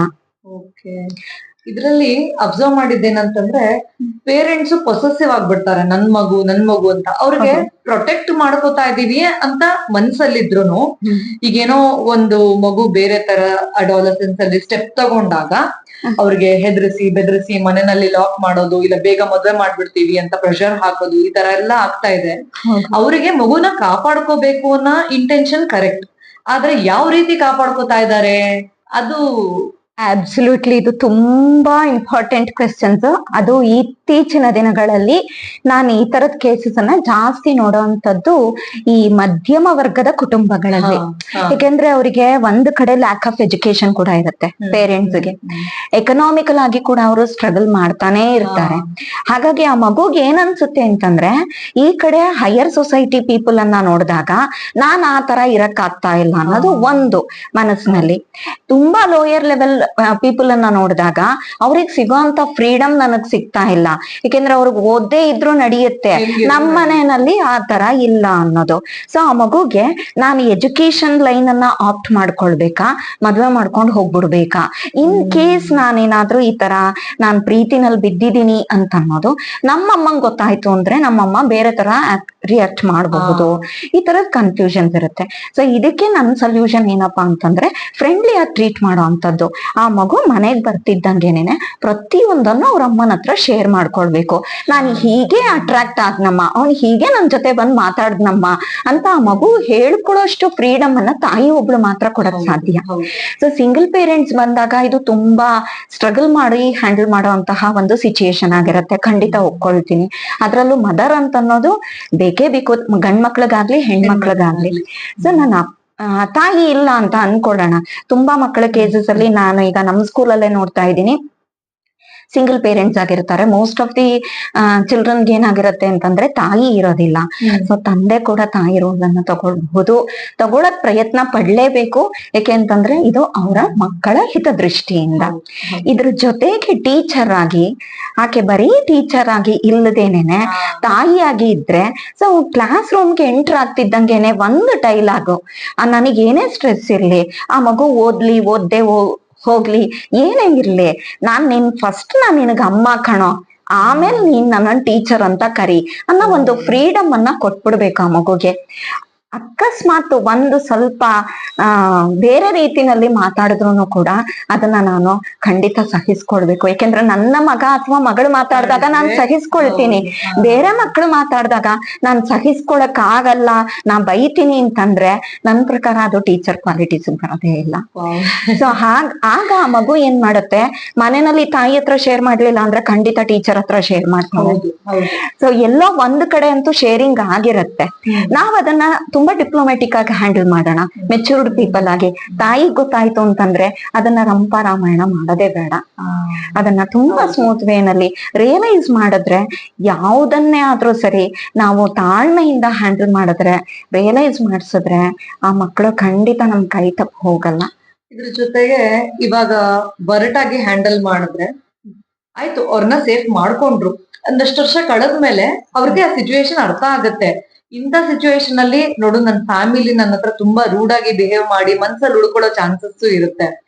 ಇಲ್ಲ ಫ್ಯಾಮಿಲಿನಲ್ಲಿ ಸಪೋರ್ಟ್ ಮಾಡಿ ಇದನ್ನೆಲ್ಲೋ ಆಚೆಗೆ ಬಿಡ್ದೇನೆ ಮಗುನ ಒಳ್ಳೆ ರೀತಿನಲ್ಲಿ ದಾರಿಗೆ ತಂದ್ಕೊಂತಂದ್ರೆ, ಆಗ ನೋಡು, ಎಸ್ ನನ್ನ ಫ್ಯಾಮಿಲಿ ನನ್ನ ಒಳ್ಳೆ ರೀತಿನಲ್ಲಿ ನನ್ಗೆ ಯಾವ್ದೇ ಹೊಡಿದೆ ಬೈದೆ ನನ್ನ ಕೂಡ ಹಾಕ್ದೆ ಮನೆಯಲ್ಲಿ ನನಗೆ ಫ್ರೀಡಮ್ ಕೊಟ್ರು, ನಾನು ಅದನ್ನ ಒಳ್ಳೆ ರೀತಿ ಉಪಯೋಗಿಸ್ಬೇಕು ಅನ್ನೋದನ್ನ ನೆಕ್ಸ್ಟ್ ಕಲಿತಾ ಹೋಗ್ತಾರೆ. ಖಂಡಿತ ಹೌದು.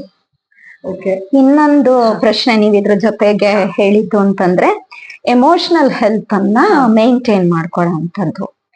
ಇತ್ತೀಚಿನ ದಿನಗಳಲ್ಲಿ ಏನಾಗ್ತಾ ಇದೆ ಅಂತಂದ್ರೆ, ಪೇರೆಂಟ್ಸ್ ಅವ್ರಿಗೆ ಬೇಕಾದಷ್ಟು ಕಾರಣಗಳಿದೆ. ಒಂದು ಸ್ಟ್ರಗಲ್ ಫಾರ್ ಲಿವಿಂಗ್, ಅದರಿಂದ ಏನಾಗ್ತಿದೆ ಅಂತಂದ್ರೆ ಅವ್ರಿಗೆ ಹೆಚ್ಚಿನ ಸಮಯವನ್ನ ಮಕ್ಕಳು ಕೊಡಕ್ ಆಗ್ತಾ ಇರಲ್ಲ.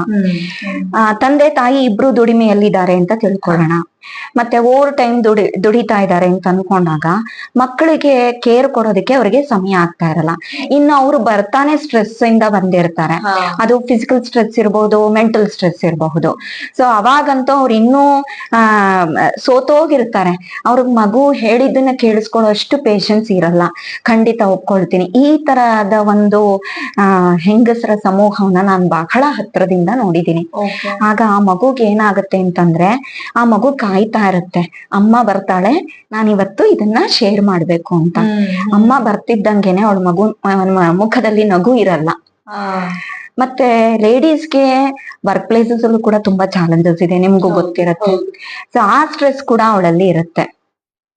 ಆಗ ಅವಳಲ್ಲಿ ಪೇಶನ್ಸ್ ಇಲ್ಲದೆ ಇದ್ದಾಗ ಮಗುಗೆ ಅರ್ಥ ಆಗತ್ತೆ ನಾನು ಏನು ಶೇರ್ ಮಾಡ್ಕೊಳಕ್ ಆಗಲ್ಲ ಅಂತ. ಗ್ರಾಜುಯಲ್ ಆಗಿ ಆ ಮಗು ಏನ್ ಮಾಡುತ್ತೆ, ಶೇರಿಂಗ್ ಮತ್ತೆ ಕೇರಿಂಗ್ ಗೆ ಫ್ರೆಂಡ್ಸ್ ಮೇಲೆ ಡಿಪೆಂಡ್ ಆಗ್ತಾರೆ. ಸೊ ಎಲ್ಲಾ ಫ್ರೆಂಡ್ಸು ಒಂದೇ ತರ ಇರ್ತಾರೆ ಅಂತ ಎಕ್ಸ್ಪೆಕ್ಟ್ ಮಾಡಕ್ ಆಗಲ್ಲ. ಅದ್ರ ಜೊತೆಗೆ ಆ ಮಗು ಏನ್ ಮಾಡುತ್ತೆ ಅಂತಂದ್ರೆ, ತುಂಬಾ ಒಂದು ಎಮೋಷನಲ್ ಡಿಪೆಂಡೆನ್ಸಿ ಇರುವಂತಹ ಸೆನ್ಸಿಟಿವ್ ಮಕ್ಕಳಿಗೆ ಇದು ಜಾಸ್ತಿ ಅಪ್ಲೈ ಆಗುತ್ತೆ. ಕೆಲವು ಮಕ್ಕಳು ತುಂಬಾ ಸ್ಟ್ರಾಂಗ್ ಆಗಿರ್ತಾರೆ, ರಿವರ್ಸ್ ಹೊಡೆದ್ರೆ ನಾನು ರಿವರ್ಸ್ ಕೊಡ್ತೀನಿ ಇನ್ನಷ್ಟು ಸ್ಟ್ರಾಂಗ್ ಇರ್ತಾರೆ. ಬಟ್ ಕೆಲವು ಮಕ್ಕಳಲ್ಲಿ ಏನಾಗುತ್ತೆ ಅಂತಂದ್ರೆ, ಅವ್ರು ತುಂಬಾ ನಂಬ್ಕೋತಾರೆ ಫ್ರೆಂಡ್ಸ್ ಅನ್ನ, ಶೇರ್ ಮಾಡ್ಕೊಳ್ತಾ ಅವ್ರಿಗೆ ಗೊತ್ತಿಲ್ಲದೆ ಇರಂಗೆ ಎಮೋಷನಲ್ ಡಿಪೆಂಡೆನ್ಸಿ ಅವ್ರ ಮೇಲೆ ಜಾಸ್ತಿ ಆಗ್ಬಿಟ್ಟಿರತ್ತೆ. ಅಂತ ಕೇಸಸ್ ಅಲ್ಲಿ ಅವರು ಒಂದು ಸತಿ ಹರ್ಟ್ ಮಾಡಿದ್ರು ಇವ್ರು ತಡ್ಕೊಳ್ಳೋ ಸ್ಥಿತಿನಲ್ಲಿ ಇರೋದಿಲ್ಲ. ಸೊ ಆ ಒಂದು ಸಿಚುಯೇಷನ್ ಅಲ್ಲಿ ಇರುವಂತಹ ಮಕ್ಕಳನ್ನ ನಾನು ತುಂಬಾ ಹತ್ರದಿಂದ ನೋಡಿದೀನಿ. ಸೊ ಇದರಿಂದ ಸುಯಿಸೈಡ್ ಅಟೆಂಪ್ಟ್ ಮಾಡ್ಕೊಳ್ಳುವಂತಹ ಆಗಿರುವಂತಹ ಕೇಸಸ್ ಕೂಡ ನನ್ನ ಎಕ್ಸ್ಪೀರಿಯನ್ಸ್ಗೆ ಖಂಡಿತ ಮೈಸೂರಲ್ಲೇ ನಡೆದಿದೆ. ಈ ತರದ್ದು ಒಂದು, ಯಾಕೆಂದ್ರೆ ಆ ಒಂದು ಮಗು ಹೆಸರು ಹೇಳೋದಿಕ್ಕೆ ಇಷ್ಟಪಡಲ್ಲ, ಬಟ್ ಅವಳು ತುಂಬಾ ಇಂಟಿಮೇಟ್ ಸ್ಟೂಡೆಂಟ್ ನನಗೆ. ಆ ತರ ಇದ್ದಾಗ ಒಂದು 3-4 ಡೇಸ್ ಅವಳು ಸುಯಿಸೈಡ್ ಮಾಡ್ಕೊಳ್ಳೋದಕ್ಕೆ ಒಂದು 3-4 ಡೇಸ್ ಮುಂಚೆ ಅವಳು ಎಲ್ಲವನ್ನೂ ಶೇರ್ ಮಾಡ್ಕೊಂಡಿದ್ಲು.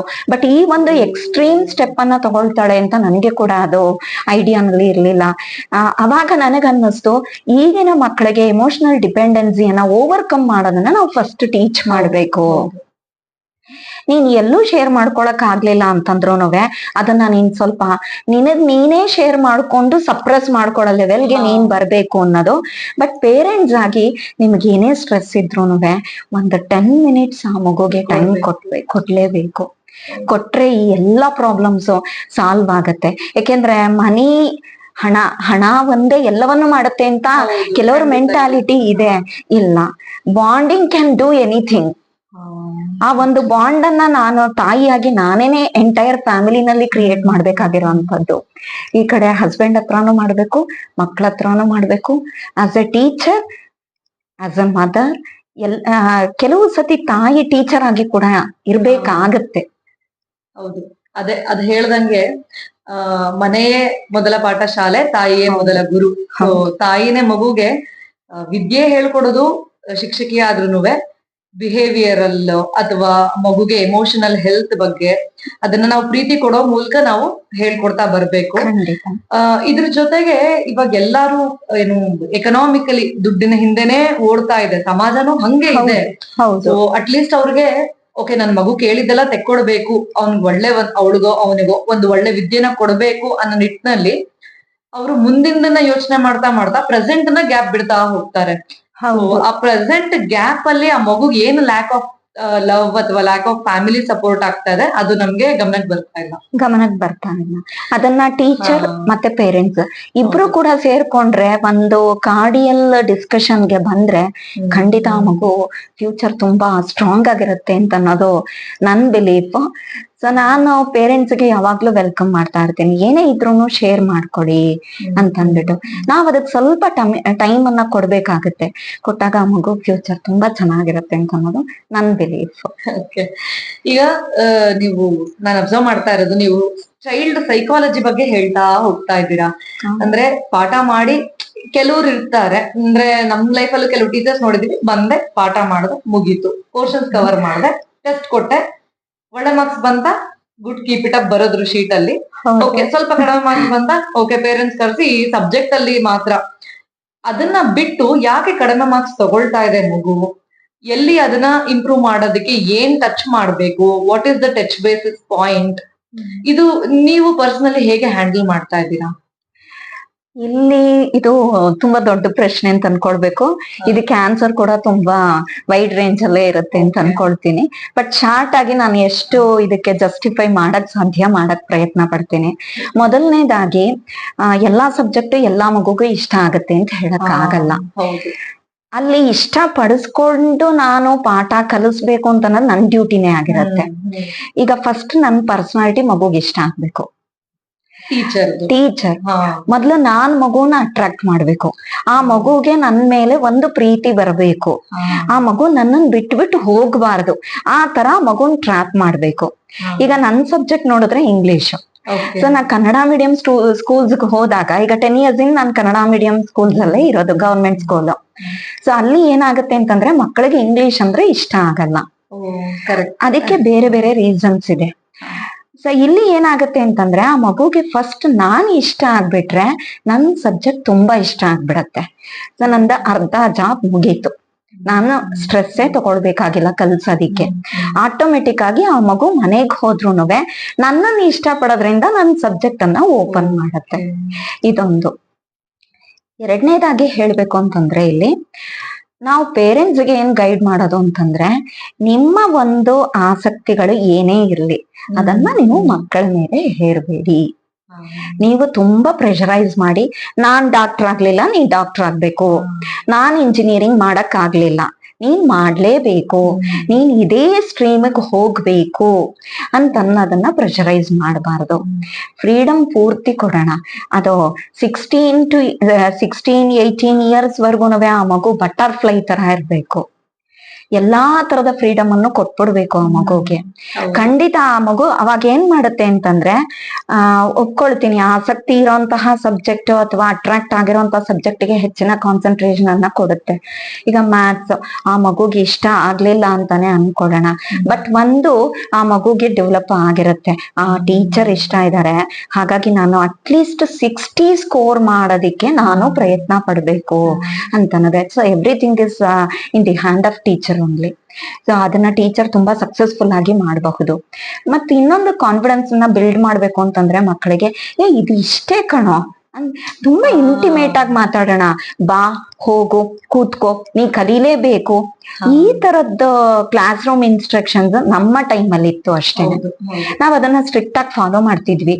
ಬಟ್ ಈಗಿನ ಮಕ್ಕಳಿಗೆ ನಾವು ಇಂಟಿಮೇಟ್ ಆಗಿರೋದು ಒಂದೇ ದಾರಿ. ಸೊ ಒಬ್ಬ ಟೀಚರ್ ಏನ್ ಮಾಡ್ಬೇಕು, ನನ್ ಸಬ್ಜೆಕ್ಟ್ ಇಷ್ಟನೇ ಆಗ್ತಿಲ್ಲ ಆ ಮಗುಗೆ, ನಾನ್ ಇಷ್ಟ, ಬಟ್ ನನ್ ಸಬ್ಜೆಕ್ಟ್ ಅನ್ನ ಆ ಮಗು ಅಷ್ಟು ಏನು ಸೀರಿಯಸ್ ಆಗಿ ತಗೊಳ್ತಾ ಇಲ್ಲ ಅಂತ ಇಟ್ಕೊಳ್ಳೋಣ. ನಾನ್ ಏನ್ ಮಾಡ್ತೀನಿ, ನನ್ ಚೇರ್ ಬಿಟ್ಬಿಟ್ಟು, ಇಲ್ಲ ನಾನಿರೋಂತಹ ಒಂದು ಆ ಡಯಾಸ್ ಇರುತ್ತಲ್ಲ, ಆ ಜಾಗ ಬಿಟ್ಬಿಟ್ಟು ಮಗು ಹತ್ರ ಹೋಗಿ ಕೂತ್ಕೊಳ್ಬೇಕು. ಇವತ್ ನಾನು ನಿನ್ ಜೊತೆ ಕೂತ್ಕೋತೀನಿ ಕಣೋ, ನೀ ಹೇಗ್ ಬರೀತಿದ್ಯಾ ನೋಡ್ತೀನಿ ಅಂತ ತುಂಬಾ ನಾವ್ ಇಂಟಿಮೇಟ್ ಆಗಿ, ಫ್ರೆಂಡ್ಲಿ ಆಗಿ, ಅವ್ರ ಫ್ರೆಂಡ್ ತರಾನೇ ಮಾತಾಡಿದ್ರೆ ಫಸ್ಟ್ ಆ ಮಗುಗ್ ಅನ್ಸುತ್ತೆ, ಇವ್ರ ಟೀಚರ್ ಅಲ್ಲ ನನ್ ಫ್ರೆಂಡ್ ತರಾನೇನೆ, ಏನೋ ಹೇಳ್ತಾರ ಕೇಳ್ಬಿಡೋಣ ಅಂತ ಅನ್ನೋದು ಬರುತ್ತೆ.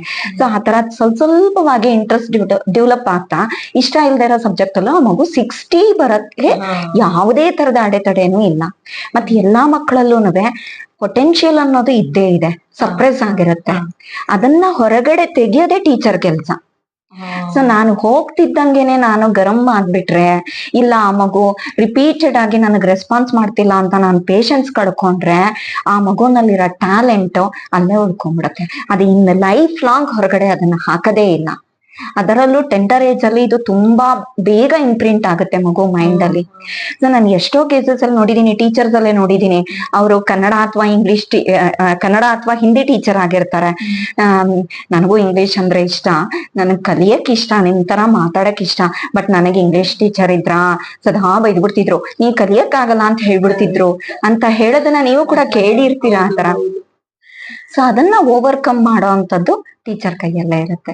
So nothing is impossible. Again and again I keep on telling this statement.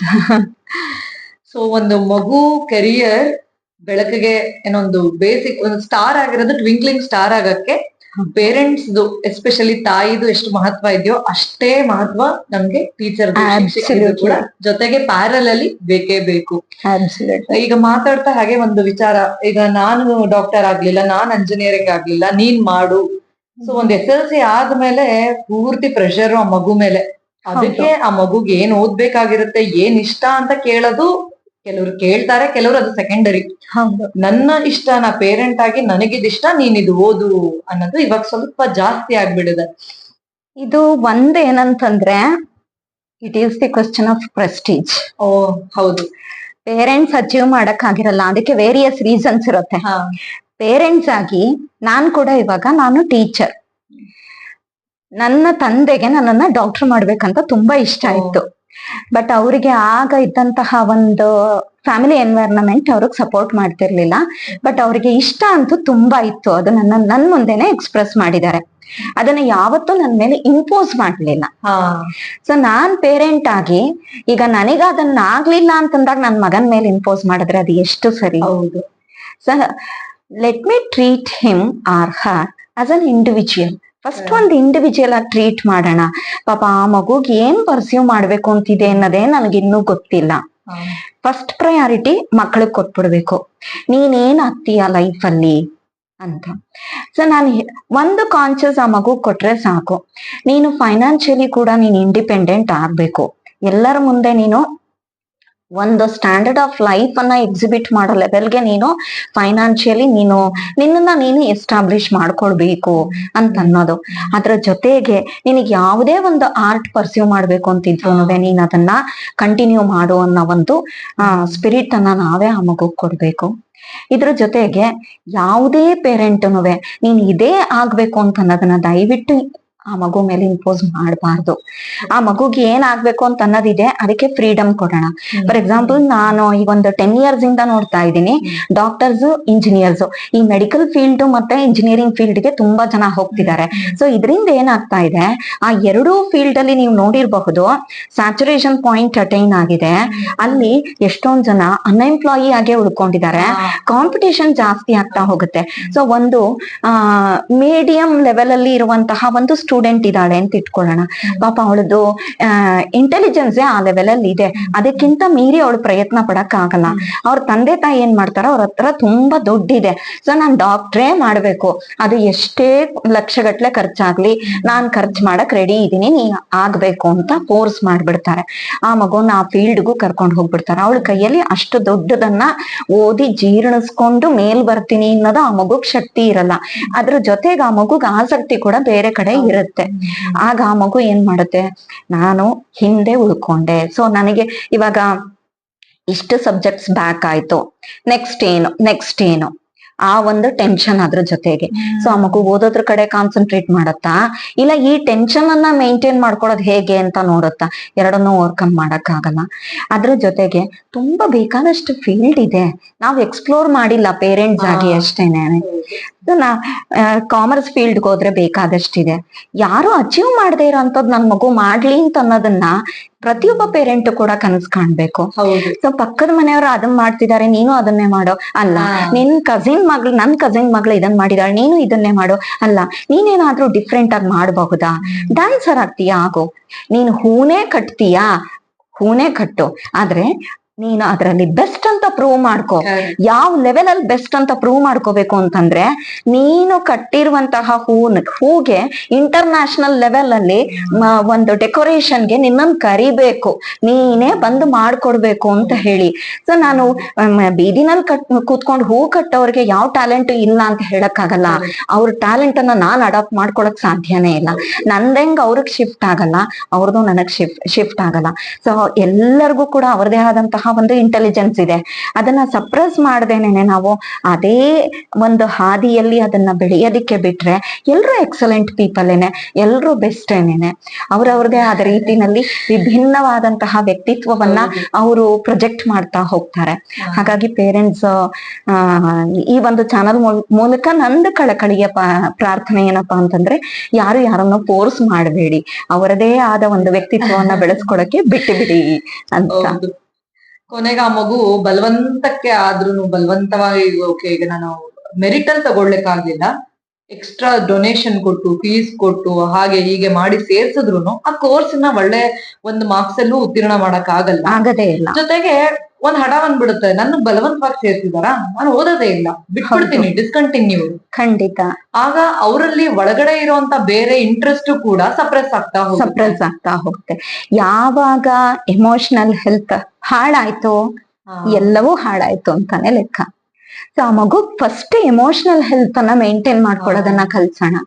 ಆ ಮಗು ಏನೇ ಒಂದು ಸ್ಟ್ರೆಸ್ ಬಂದ್ರೂನುವೆ ನಾನ್ ಬೇರ್ ಮಾಡ್ತೀನಿ, ಯಾವ್ದೇ ಒಂದ್ ಪ್ರಾಬ್ಲಮ್ ಬಂತು ಅಂದನು ಇದು ಇಷ್ಟೇನೇನಾ, ಆಯ್ತು ಬಿಡೋ ನೋಡೋಣ, ಈ ಒಂದು ಚಾಲೆಂಜ್ ಅನ್ನ ಅಕ್ಸೆಪ್ಟ್ ಮಾಡ್ಕೊಳ್ಳೋ ಒಂದು ಏನು ಕ್ವಾಲಿಟಿಯನ್ನ ನಾವು ಆ ಮಗುನಲ್ಲಿ ನಾವು ಇಂಟ್ಯೂಟ್ ಮಾಡ್ತಾ ಬರ್ಬೇಕು. ಯಂಗರ್ ಏಜ್ ಇಂದಾನೇನೆ.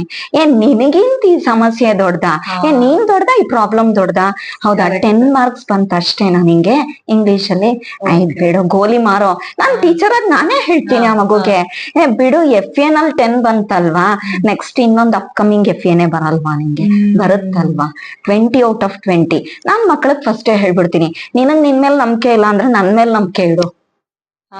ನಾನು ಇದನ್ನೇ ಮೊದ್ಲು ಹೇಳೋದು. ನೀನ್ ಮಾಡಕ್ ಆಗ್ಲಿಲ್ವಾ, ನಿನಗ್ ಕಷ್ಟನಾ, ಬೇಡ, ನೀನ್ ನಂಬೇಡ, ನನ್ನನ್ ನಂಬು, ನಾನ್ ನಿನ್ ಕೈಲಿ ಮಾಡಿಸ್ತೀನಿ, ಚಾಲೆಂಜ್ ಅಂತೀನಿ. ನಾವು ಬೆಡ್ಸ್ ಎಲ್ಲ ಕಟ್ತೀವಿ, ಚಾಕ್ಲೇಟ್ ಬೆಡ್ಸ್ ಎಲ್ಲ ಕಟ್ತೀವಿ ಕ್ಲಾಸ್ ರೂಮ್ ಅಲ್ಲಿ. ಆಗ ಆ ಮಗುಗೆ ನಾನ್ ಮ್ಯಾಮ್ ಹತ್ರ ಬೆಡ್ಸ್ ಮಾಡ್ಬಿಟ್ಟಿದೀನಿ, ನಂದು ಎಫರ್ಟ್ಲೆಸ್, ಇಲ್ಲಿ ಏನು, ಇಲ್ಲಿ ನೋಡಿದವ್ರಿಗೆ ಏನ್ ಅನ್ಸುತ್ತೆ ಅಂತಂದ್ರೆ ತುಂಬಾ ಎಕ್ಸಾಜರೇಟ್ ಮಾಡ್ತಿದಾರಾ, ಅಥವಾ ತುಂಬಾ ಕ್ಲಾಸ್ ರೂಮ್ ಅಲ್ಲಿ ಮಕ್ಕಳನ್ನ ಲೀನಿಯನ್ಸ್ ತಗೋತಿದಾರಾ ಅಂತ ಅನ್ಬಹುದು. ಟೀಚರ್ ಆಗಿಲ್ವಲ್ಲ ಅಂತ ಅನ್ಬಹುದು. ಆದ್ರೆ ಟೀಚರ್ ಆಗೇ ಇರ್ತಾಳೆ ಒಳಗಡೆ. ಮಗುಗ್ ಬೇಕಾಗಿರೋದು ಅದು ಟಚ್ ಬೇಕಾಗಿದೆ. ಅದು ಸೊ ಆಗ ಆ ಮಗು ತನ್ನನ್ ತಾನೇ ಇನ್ಸ್ಪೈರ್ ಮಾಡ್ಕೊಳತ್ತೆ. ನಂದು ಕೆಲ್ಸ ಎಲ್ಲ ಎಫರ್ಟ್ಲೆಸ್ ಆಗಿ ಮುಗಿಯುತ್ತೆ. ಇದು ಕೇಳಕ್ ತುಂಬಾ ಸಿಂಪಲ್ ಆಗಿದೆ, ಆದ್ರೆ ನಿಮ್ಮ ಎಫರ್ಟ್, ಯಾಕಂದ್ರೆ ನಿಮ್ಮ ಒಳಗಡೆ ಏನೇ ಇದ್ರು, ಈಗ ಮನೆಯಿಂದ ಬಂದಿರ್ತೀರಾ, ದಿನ ಒಂದೊಂದ್ ಕಂಡೀಷನ್ಸ್ ಇರುತ್ತೆ, ಆದ್ರೂ ಅದನ್ನೆಲ್ಲ ನೀವು ಬದಿಗಿಟ್ಟು ನನ್ನ ಹತ್ರ ಓದ್ತಾ ಇರೋ ಮಕ್ಕಳು ಮಾರ್ಕ್ಸ್, ಹೌದು ಒಂದ್ ಸೈಡ್ಗೆ ಮಾರ್ಕ್ಸ್ ಇರ್ಬೇಕು, ಅದ್ರ ಜೊತೆಗೆ ಒಳ್ಳೆ ಹ್ಯೂಮನ್ ಬೀಯಿಂಗ್ ಆಗ್ಬೇಕು. ಹೌದು. ಇತ್ತೀಚಿನ ಮಕ್ಕಳಲ್ಲಂತೂ ಸೋಲು ಬಂದ್ಬಿಟ್ರೆ ಅವ್ರಿಗೆ ಫೇಸ್ ಮಾಡಕ್ ಆಗಲ್ಲ, ನೋ ಅನ್ನೋದನ್ನ ಫೇಸ್ ಮಾಡಕ್ ಆಗಲ್ಲ. ಇವಾಗ ಕಾಂಪಿಟೇಟಿವ್ ವರ್ಲ್ಡ್ ಆಗಿರೋದ್ರಿಂದ ಕಡಿಮೆ ಮಾರ್ಕ್ಸ್ ಬಂತ ಏನೋ ತಲೆ ಮೇಲೆ ಬಿದ್ದೋಗ್ಬಿಡಿದೆ, ಲೈಫ್ ಇಸ್ ಕ್ಲೋಸ್ಡ್ ಆತರ. ಅದಕ್ಕೆ ಬೇರೆ ನೆಗೆಟಿವ್ ಡಿಸಿಷನ್ಸ್ ಗಳು ತಗೊಳ್ಳೋದು ಇರುತ್ತೆ. ಹಾಗೆ ಏನಾದ್ರೂ ಮನೆಯಲ್ಲಿ ಅಪ್ಪ ಅಮ್ಮ ಆಗಲ್ಲ ತೆಕ್ಕೊಡಕ್ಕೆ ಮಾಡಕ್ಕೆ, ಏನಕ್ಕೆ ಅಂದ್ರೆ ಕಷ್ಟನೇ ತೋರಿಸದೆ ಬೆಳೆಸ್ಕೊಂಡ್ ಬಂದ್ಬಿಟ್ಟು ಒಂದ್ ಏಜ್ ಅಲ್ಲಿ ಅವ್ರಿಗೆ ಕಷ್ಟದ ಅರವಾಗ್ತಾ ಹೋಗ್ತಿದೆ ಅಂದ್ರೆ ಇದೇನಿದು, ಇದು ಹೊಸ ವರ್ಲ್ಡ್, ನಾನ್ ನೋಡೇ ಇಲ್ಲ ಕಷ್ಟ ಅಂದ್ರೆ ಏನು. ಇಲ್ಲಿವರೆಗೂ ಚಿಕ್ಕದ್ರಿಂದ ನಾನು ತೋರ್ಸಿದ್ ಗೊಂಬೆ ಅಥವಾ ತೋರ್ಸಿದ ಬಟ್ಟೆ ಕೊಡ್ತಾ ಬಂದ್ಬಿಡ್ತಾರೆ. ನೋ ಅಂತಿದ್ದಂಗೆ this is not mine, this is not my cup of tea ಅನ್ನೋ ತರ ಮಕ್ಳಿಗೆ.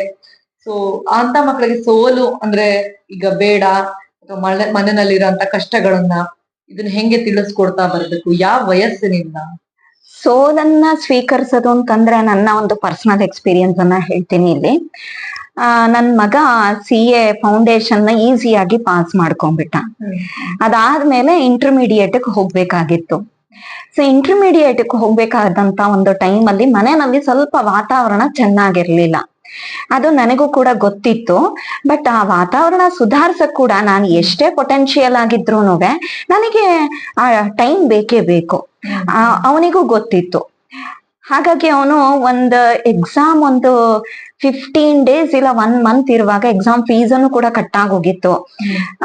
ನನ್ನ ಹತ್ರ ಬಂದ, ನಾನು ನನ್ ಮಗ ದೊಡ್ಡವನಾದ್ರೂ ತುಂಬಾ ಇಂಟಿಮೇಟ್ ಆಗಿರ್ತೀನಿ. ಬೇರೆ ರೂಮಲ್ಲೇ ಅವ್ನ್ ಇರ್ಬೇಕು, ಡಿಸ್ಟೆನ್ಸ್ ಅಲ್ಲೇ ಇರ್ಬೇಕು, ಆ ತರದೆಲ್ಲ ನನಗಿರಲ್ಲ. ಸೊ ಅವ್ನ್ ನನ್ ಜೊತೆನೆ, ನನ್ ಮಗು ತರಾನೇ ನನ್ ಜೊತೆನಲ್ಲಿ. ಅವ್ನು 22 ವರ್ಷದ ಹುಡುಗ ಆದ್ರೂನು ನನಗ್ ನನ್ ಮಗ ಮಗುನೇನೆ. ಹಾಗಾಗಿ ಏನೋ ಮಗನೆ ಯಾಕೋ ಇವತ್ತು ಡಲ್ ಆಗಿದೀಯಾ ಅಂತ ಕೇಳಿದ ತಕ್ಷಣ ಅವನಂದ, ಅಮ್ಮ ಯಾಕೋ ಈ ಸತಿ ನಾನು ಇಂಟರ್ಮೀಡಿಯೇಟ್ಗೆ ಈ ಸತಿ ಅಪಿಯರ್ ಆಗಲ್ಲ. ಅಷ್ಟೇ ತಾನೇ ಬಿಡೋ ಅಂದ್ಬಿಟ್ಟೆ. ಒಂದೇ ಮಾತಿಗೆ ನಾನು ಸೆಕೆಂಡ್ ಥಾಟ್ಗೆ 1 second ಕೂಡ ನಾನ್ ಕೊಡ್ಲಿಲ್ಲ.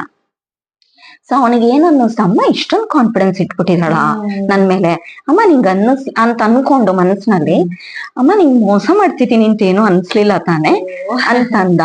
ಇದಕ್ಕೆ ಮೋಸ ಯಾಕೆ ಮಾಡ್ತಿದೀಯಾ, ಇನ್ನು ನಿನಗೆ ಅವಾಗ ಅವನಿಗೆ 21 ವರ್ಷ ಕಣೋ, ನಿನ್ನನ್ ನಾನು ಇನ್ನೂ ನೋಡ್ಕೋಬೇಕು ಕಣೋ ಮಗು ತರ, ಏನ್ ಮೋಸ ಮಾಡ್ತಿದೀಯಾ, ಹೋದ್ರೋಯ್ತು ಬಿಡೋ ಈ ಸತಿ, ಮುಂದಿನ ಸತಿಗ್ ನಾನೇ ನಿನ್ನನ್ ಬರ್ಕೋ ಅಂತ ಹೇಳೋಣ ಅಂತಿದ್ದೆ, ಇದನ್ನೇ ನೀನ್ ಸೀರಿಯಸ್ ಆಗಿ ತಗೋಬೇಡ, ಇವತ್ ರಿಲ್ಯಾಕ್ಸ್ ಮಾಡೋ, ನಾನು ನೀನು ಔಟಿಂಗ್ ಹೋಗ್ ಬರೋಣ ಅಂತ ಹೇಳ್ದೆ. ಸರಿ, ಅವನಿಗೇನಾಯ್ತು ಅಂತಂದ್ರೆ, ಈ ಸತಿ ನಾನು ಸ್ಕಿಪ್ ಮಾಡಿದೀನಿ, ಅಮ್ಮ ನನಗೆ ಒಂದು ಸಣ್ಣ ಮಾತು ಕೂಡ ಹೇಳಿಲ್ಲ. ಸೊ ನೆಕ್ಸ್ಟ್ ಟೈಮ್ ನಂದು ಪರ್ಫಾರ್ಮೆನ್ಸ್ ಹೆಂಗಿರ್ಬೇಕು ಅಂತಂದ್ರೆ ಅಮ್ಮನಿಗೆ ಆಶ್ಚರ್ಯ ಆಗ್ಬಿಡ್ಬೇಕು. ಇದು ಬಂತು ಅವತ್ತು. ಅವತ್ತಿಂದಾನೇ ಅವನೊಂದು 10 days ಗ್ಯಾಪ್ ಕೊಟ್ಟಿರಬಹುದು. ನೆಕ್ಸ್ಟ್ ಇಂಟರ್ಮೀಡಿಯೇಟ್ ಎಕ್ಸಾಮ್ಗೆ ಅವನು ವರ್ಕ್ ಮಾಡೋದಿಕ್ಕೆ ಶುರು ಮಾಡ್ದ.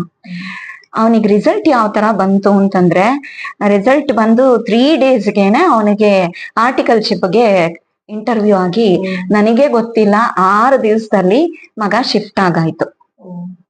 ಸೊ ಇದನ್ನ ಈ ಟೆಕ್ನಿಕ್ ಅನ್ನ ಎಲ್ಲಾ ಪೇರೆಂಟ್ಸ್ ನಾವು ಅಡಾಪ್ಟ್ ಮಾಡ್ಕೊಳ್ಬಹುದು. ಫಸ್ಟ್ ಟೈಮ್ ಫೇಲ್ಯೂರ್ ಆಯ್ತಾ, ಆದ್ರಾಗ್ಲಿ, ಅಪಿಯರ್ ಆಗ್ಲಿಲ್ವಾ, ಹೋದ್ರೋಗ್ಲಿ, ಫೇಲೇ ಆಯ್ತಾ, ಅದನ್ನ ತುಂಬಾ ದೊಡ್ಡದಾಗಿ ತಗೊಳೋದ್ ಬೇಡ.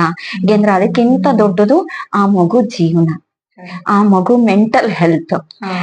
ಹುಟ್ಟದಾಗ್ಲಿಂದ ತಾಯಿ ಅಷ್ಟು ಗಂಭೀರವಾಗಿ ಪೋಷಿಸ್ತಾ ಬರ್ತಾಳೆ.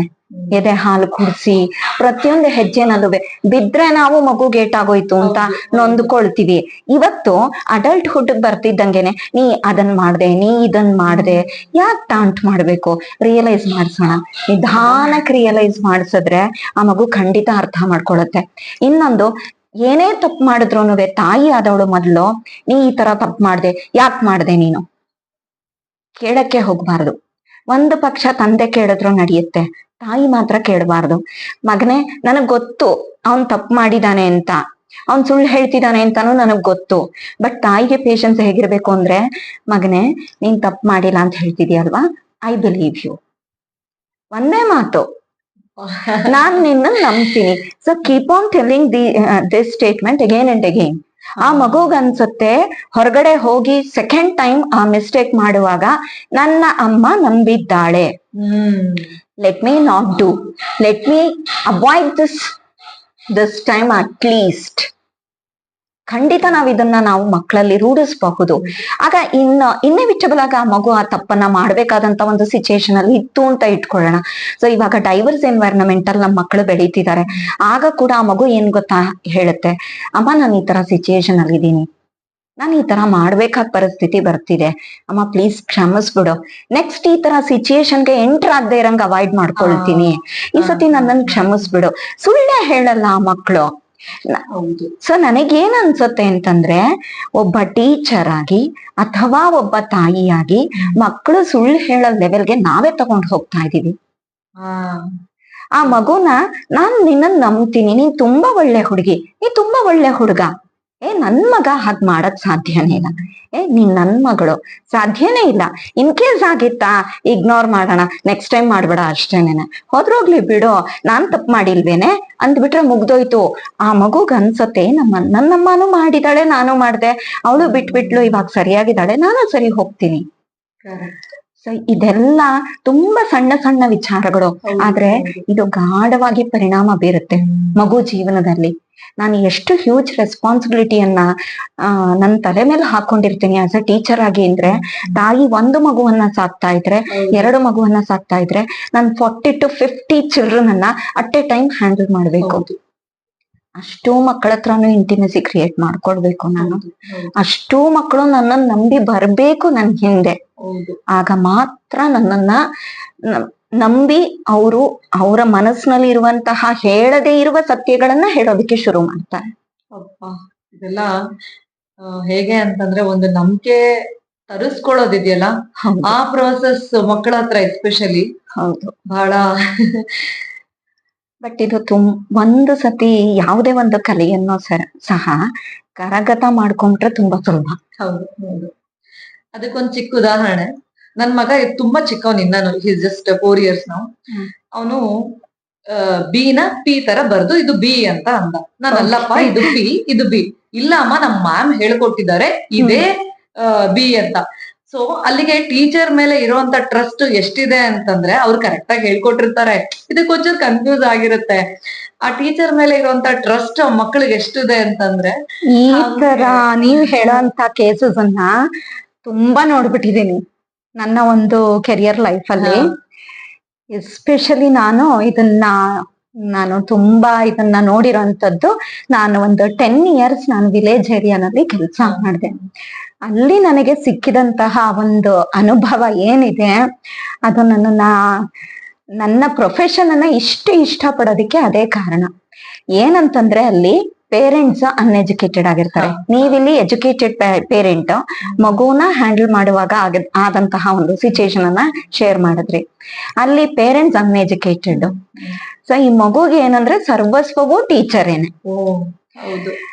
ಒಂದು ಹುಡುಗಿ ಇದ್ದಾಳೆ, ಅವಳು ಮೈಸೂರು ತಾಲೂಕಲ್ಲಿ ಇದ್ದಾಳೆ, ಹೊಸಕೋಟೆ ಅನ್ನೋ ಒಂದು ಊರಿನಲ್ಲಿ. ಅವಳು MSc ಮೈಕ್ರೋಬಯಾಲಜಿ ಏನೋ ಮಾಡಿದಾಳೆ. ನನ್ನ ಸ್ಟೂಡೆಂಟ್ ಅವಳು, ಹಳ್ಳಿನಲ್ಲಿ ಇದ್ದಂತ ಸ್ಟೂಡೆಂಟ್, ಸೈನ್ಸ್ ಸ್ಟ್ರೀಮ್ ಅಲ್ಲಿ ಬಂದು ಮಾಸ್ಟರ್ ಡಿಗ್ರಿ ಮಾಡಿದಾಳೆ ಅಂತಂದ್ರೆ ನನಗೆ ತುಂಬಾ ಪ್ರೌಡ್ ಫೀಲ್ ಆಗುತ್ತೆ. ಅದ್ರ ಜೊತೆಗೆ ಅವಳು ಡಿಗ್ರಿ ಕಂಪ್ಲೀಟ್ ಮಾಡ್ತಿದ್ದಂಗೆನೇನೆ ಮನೆಯಲ್ಲಿ ಮದ್ವೆ ಆಫರ್ ಬಂತು. ಸೊ ಅವಳು ಏನ್ ಮಾಡಿದ್ಲು, ಫಸ್ಟ್ ಮ್ಯಾಮ್ನ ಕೇಳ್ಬೇಕು ಅಂದ್ಬಿಟ್ಟು ಅಪ್ಪ ಅಮ್ಮನಿಗೆ ಹೇಳಲಿಲ್ಲ, ಉತ್ತರ ಕೊಡ್ಲಿಲ್ಲ. ಬಂದ್ಲು, ಮ್ಯಾಮ್ ಮನೆಯಲ್ಲಿ ಈ ತರ ಡಿಸ್ಕಷನ್ ನಡೀತಿದೆ, ನಾನು ಏನ್ ಮಾಡ್ಲಿ ಅಂತ. ಅಂದ್ರೆ ಅವಳು 10th ಇರುವಾಗ್ಲೇ ನಾನ್ ಬಿಟ್ಟಾಯ್ತು ಸ್ಕೂಲು. ಆ ಮಗುಗ್ ನನ್ ಮೇಲೆ ಟ್ರಸ್ಟ್ ಎಷ್ಟಿದೆ ಅಂತ. ಇನ್ ಬುಕ್ಕಲ್ಲಿ ಬರ್ಸಿರೋದ್ರ ಮೇಲೆ ಎಷ್ಟು ಟ್ರಸ್ಟ್ ಇರಬಹುದು. ನೀವ್ ಹೇಳಿದ ರೀತಿನಲ್ಲಿ ಆ ಮಗುನೇ ತಪ್ಪು ಬರ್ಕೊಂಡಿರಬಹುದು. ಬಟ್ ಆ ಮಗು ಕಾನ್ಫಿಡೆನ್ಸ್ ಏನಂದ್ರೆ, ನನ್ ಮ್ಯಾಮ್ ಬರ್ದಿರೋದ್ನ ಎಕ್ಸಾಕ್ಟ್ ಕಾಪಿ ಮಾಡಿದೀನಿ. So this is the right thing.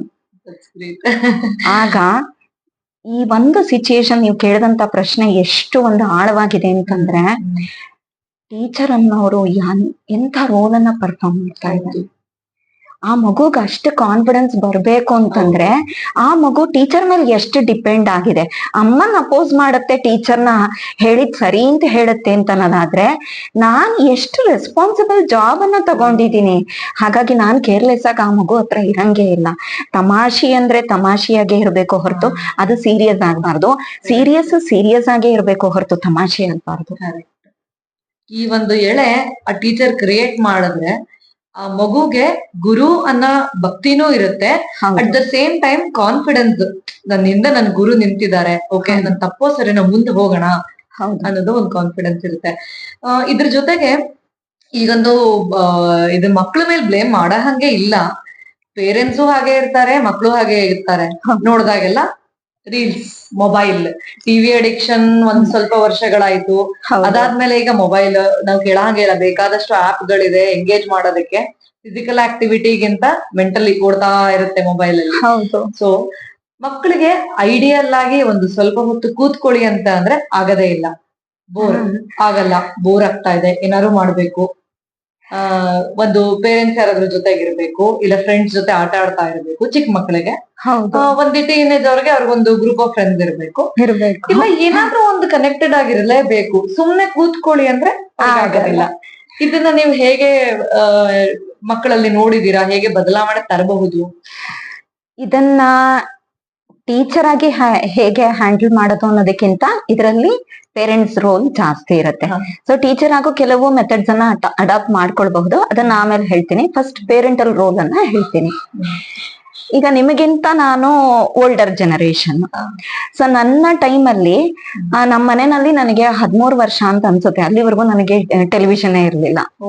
So ಅವಾಗಿದ್ದಂತಹ channels Doordarshan, ಮತ್ತೆ ನಮ್ಗೆ ಹಿಂದಿ ಎಕ್ಸ್ಪೋಜರ್ ಅವಾಗ ಇರ್ಲಿಲ್ಲ. ಸೊ ನನ್ಗೆ ಡೆಲ್ಲಿ ದೂರದರ್ಶನ್ ಬಂದ್ರೆ ನನಗ್ ಬೇಜಾರು. ನನಗೆ ಚಿತ್ರಮಂಜರಿ ಶುಕ್ರವಾರ ಸಂಜೆ, ಅದು ಬಿಟ್ರೆ ಭಾನುವಾರ ಸಂಜೆ 6 ಗಂಟೆಗೆ ಒಂದು ಕನ್ನಡ ಮೂವಿ. ಇದಿಷ್ಟೇ ನಮ್ಮ ಎಂಟರ್ಟೈನ್ಮೆಂಟ್. ಆಗ ನಾವ್ ಯಾವ ತರ ಸಮಯವನ್ನ ಕಳೀತಾ ಇದ್ವಿ ಅಂದ್ರೆ, ನಮ್ ಪೇರೆಂಟ್ಸ್ ನಮಗ್ ಹೇಳ್ಕೊಟ್ಟಿದ್ರು. ಮೊಬೈಲ್ ಇರ್ಲಿಲ್ಲ, ಟೆಲಿವಿಷನ್ ಇರ್ಲಿಲ್ಲ, ಹೊರಗಡೆ ಹೋಗಿ ಆಟ ಆಡಕ್ ಫ್ರೆಂಡ್ಸ್ ಸಿಕ್ಕದಾಗ ಹೋಗ್ತಿದ್ವಿ, ಇಲ್ಲ ಅಂದ್ರೆ ಇಲ್ಲ. ಸೊ ನನ್ನ ಟೈಮನ್ನ ನಾನು ಯಾವ ತರ ಕಳಿಬಹುದು ಅಂತ ನನಗೆ ಯಾವ ತರ ಟೀಚ್ ಮಾಡಿದ್ರು, ಹೊರಗಡೆ ಹೋಗು, ಏನೇನ್ ಪ್ಲಾನ್ಸ್ ಇದೆ ನೋಡ್ಕೊಂಡ್ ಬಾ. ಸೊ ಯಾವ್ಯಾವ ಹೂ ಯಾವ್ಯಾವ ತರ ಪೆಟಲ್ಸ್ ಎಷ್ಟಿದೆ ಅಬ್ಸರ್ವ್ ಮಾಡು ನೀನು. ಮನೆಯಲ್ಲಿ ಯಾವ್ಯಾವ ಥಿಂಗ್ಸ್ ಎಲ್ಲೆಲ್ಲಿ ಇಟ್ಟಿದೀನಿ, ನಿನ್ ಕಿಚನ್ ಅಲ್ಲಿ ಎಲ್ಲಿ ಏನಿದೆ ಗೊತ್ತಾ ನಿಂಗೆ, ಅದ್ರದ್ದು ಏನೇನ್ ಹೆಸರು ಗೊತ್ತಾ ನಿಂಗೆ, ಚಿಕ್ಕ ಮಕ್ಕಳಾದ್ರೆ. ಸೊ ಎಲ್ಲ ಫೈಂಡ್ ಔಟ್ ಮಾಡು. ಇಲ್ಲ ಇನ್ಯಾವ್ದಾದ್ರು ಫಿಸಿಕಲ್ ಆಕ್ಟಿವಿಟಿ ಆ ಮಗುಗ್ ಅಸೈನ್ ಮಾಡೋಣ. ಮಗಳೇ ನೀನ್ ಇದನ್ ತುಂಬಾ ಚೆನ್ನಾಗ್ ಮಾಡ್ತೀಯಾ ಅಂತ ಅನ್ಸತ್ತೆ, ನೀನ್ ಇದನ್ ಮಾಡು ಅಂತ ಹೇಳೋ ಅಂತದ್ದು. ಇಲ್ಲ ಆ ಮಗುನೇನೆ ನೀನ್ ನೋಡು, ನೀನ್ ಇವಾಗ ಯಾವ ತರ ಟೈಮ್ ಪಾಸ್ ಮಾಡ್ಬೋದು ಅಂತ ನನ್ನ ಅಮ್ಮ ಹೇಳ್ತಿದ್ಲು. ಸೊ ನನ್ನ ಅಮ್ಮನ್ನ ಜಾಸ್ತಿ ಬಾದರ್ ಮಾಡ್ತಿರ್ಲಿಲ್ಲ. ಬಟ್ ಈಗಿನ ಮಕ್ಳು ಏನ್ ಮಾಡ್ತಾರೆ ಅಂದ್ರೆ, ಅವ್ರಿಗೆ ಅಮ್ಮ ಏನ್ ಇನ್ಸ್ಟ್ರಕ್ಷನ್ ಕೊಡ್ತಾಳೆ ಅಷ್ಟ್ ಮಾತ್ರ ಮಾಡಕ್ ಬರೋದು. ಬೆಳಗ್ಗೆ ಎದ್ದ ತಕ್ಷಣ ಡಾನ್ಸ್ ಕ್ಲಾಸ್ಗೆ ಹೋಗು, ಅದಾದ್ಮೇಲೆ ಈ ಕ್ಲಾಸ್ಗೆ ಹೋಗು, ಅದಾದ್ಮೇಲೆ ಸ್ಕೂಲ್ಗೆ ರೆಡಿ ಆಗು, ಅದಾದ್ಮೇಲೆ ಬಂದು ಟ್ಯೂಷನ್ಗೆ ಹೋಗು, ಟ್ಯೂಷನ್ ಆದ್ಮೇಲೆ ಮ್ಯೂಸಿಕ್ ಕ್ಲಾಸು, ಅದಾದ್ಮೇಲೆ ಇನ್ನೇನಾದ್ರೂ ಆಕ್ಟಿವಿಟೀಸ್ ಇದ್ರೆ ಅದನ್ ಮಾಡು, ಇದನ್ ಮಾಡು, ಊಟ ಮಾಡು, ಮಲ್ಕೋ. ಒಂದು ದಿವಸ ಒಂದು ಕ್ಲಾಸ್ ಮಿಸ್ ಆಯ್ತು ಅಂದ್ರೆ ಆ ಮಗುಗೆ ಆ ಟೈಮ್ ಅನ್ನ ಯಾವ ತರ ಎಂಗೇಜ್ ಮಾಡ್ಕೊಡೋದು ಅಂತ ಗೊತ್ತಾಗಲ್ಲ. ಇದಕ್ ಮೇನ್ ರೀಸನ್ ಮೊಬೈಲ್.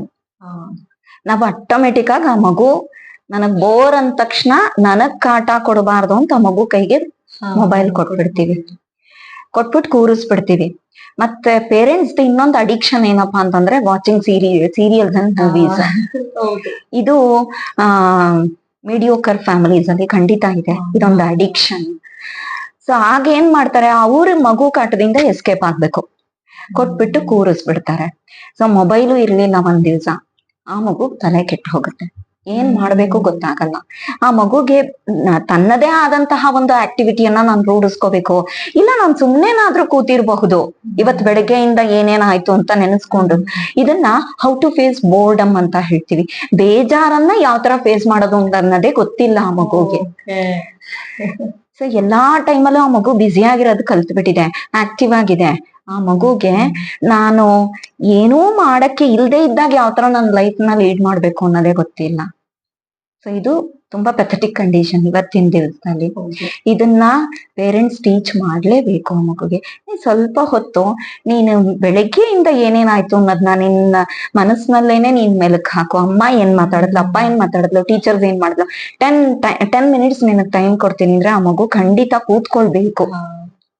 ಚಿಕ್ಕದ್ರಿಂದ ರೂಢಿಸಿದ್ರೆ ಖಂಡಿತ ಆಗತ್ತೆ. ಇದರಲ್ಲಿ ಮೆಮೊರಿ ಕೂಡ ಇಂಪ್ರೂವೈಸ್ ಆಗ್ತಾ ಹೋಗುತ್ತೆ. ಏನೇನ್ ಹೇಳಿದ್ರು ಓಕೆ ಅದಕ್ಕಿಂತಾನು ಹೆಚ್ಚಾಗಿ ಈಗಿನ ಮಕ್ಕಳಿಗೆ ನಾವು ಮೆಡಿಟೇಷನ್ ಮಾಡಿ ಅಂತಂದ್ರೆ ಹೇಗ್ ಮಾಡ್ಬೇಕು ಅಂತ ಗೊತ್ತಿಲ್ಲ.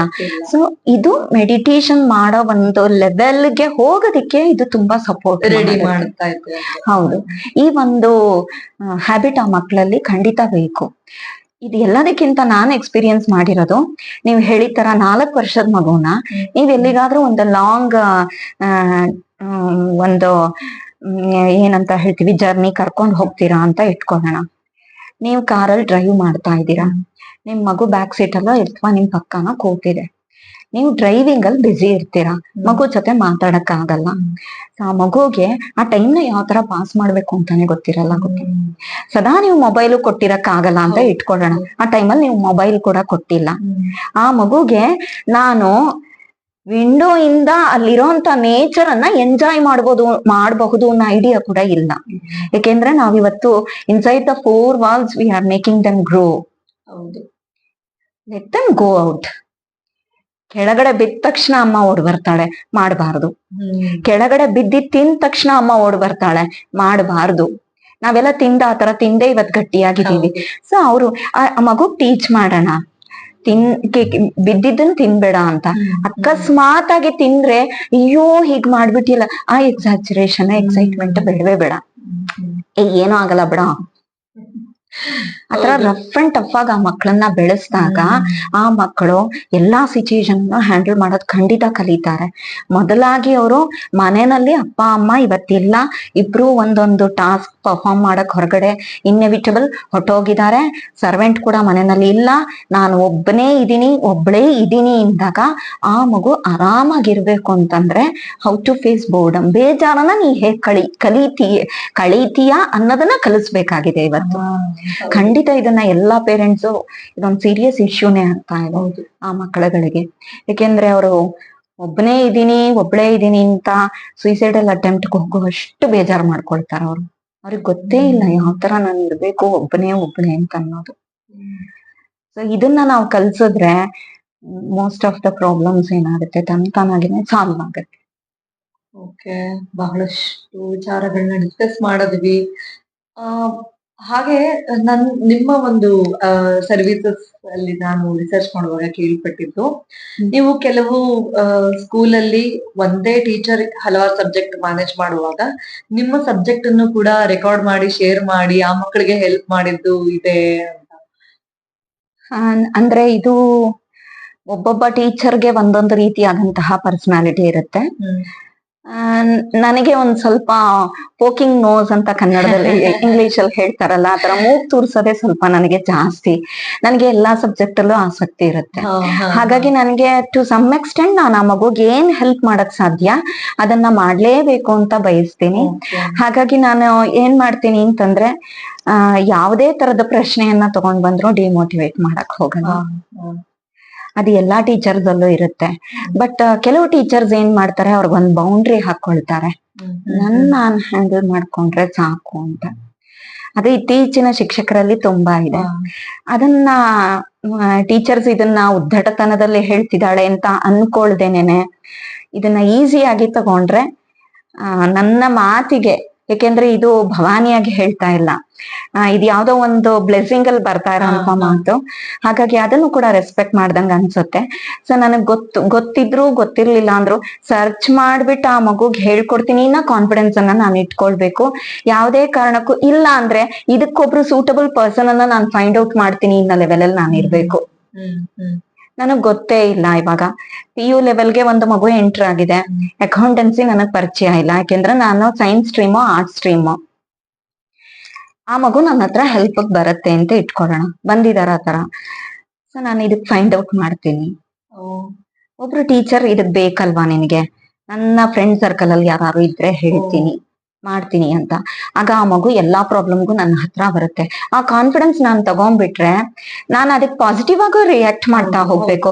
ಸುಮ್ನೆ ಕಾನ್ಫಿಡೆನ್ಸ್ ಬಿಲ್ಡ್ ಮಾಡ್ಕೊಳ್ಳೋದ್ರಲ್ಲಿ ಏನೋ ಪ್ರಯೋಜನ ಇಲ್ಲ. ಒಂದ್ಸತಿ 2 ಸತಿ ಕಾನ್ಫಿಡೆನ್ಸ್ ಬ್ರೇಕ್ ಆಗೋಯ್ತು ಅಂದ್ರೆ ಆ ಮಗು ಹತ್ರಕ್ ಬರಲ್ಲ. ಸೊ ನಾನ್ ತಿಳ್ಕೊಳ್ಳೋದು ಇದೊಂದು ಸರ್ವಿಸ್ ಆ ಮಗುಗೆ.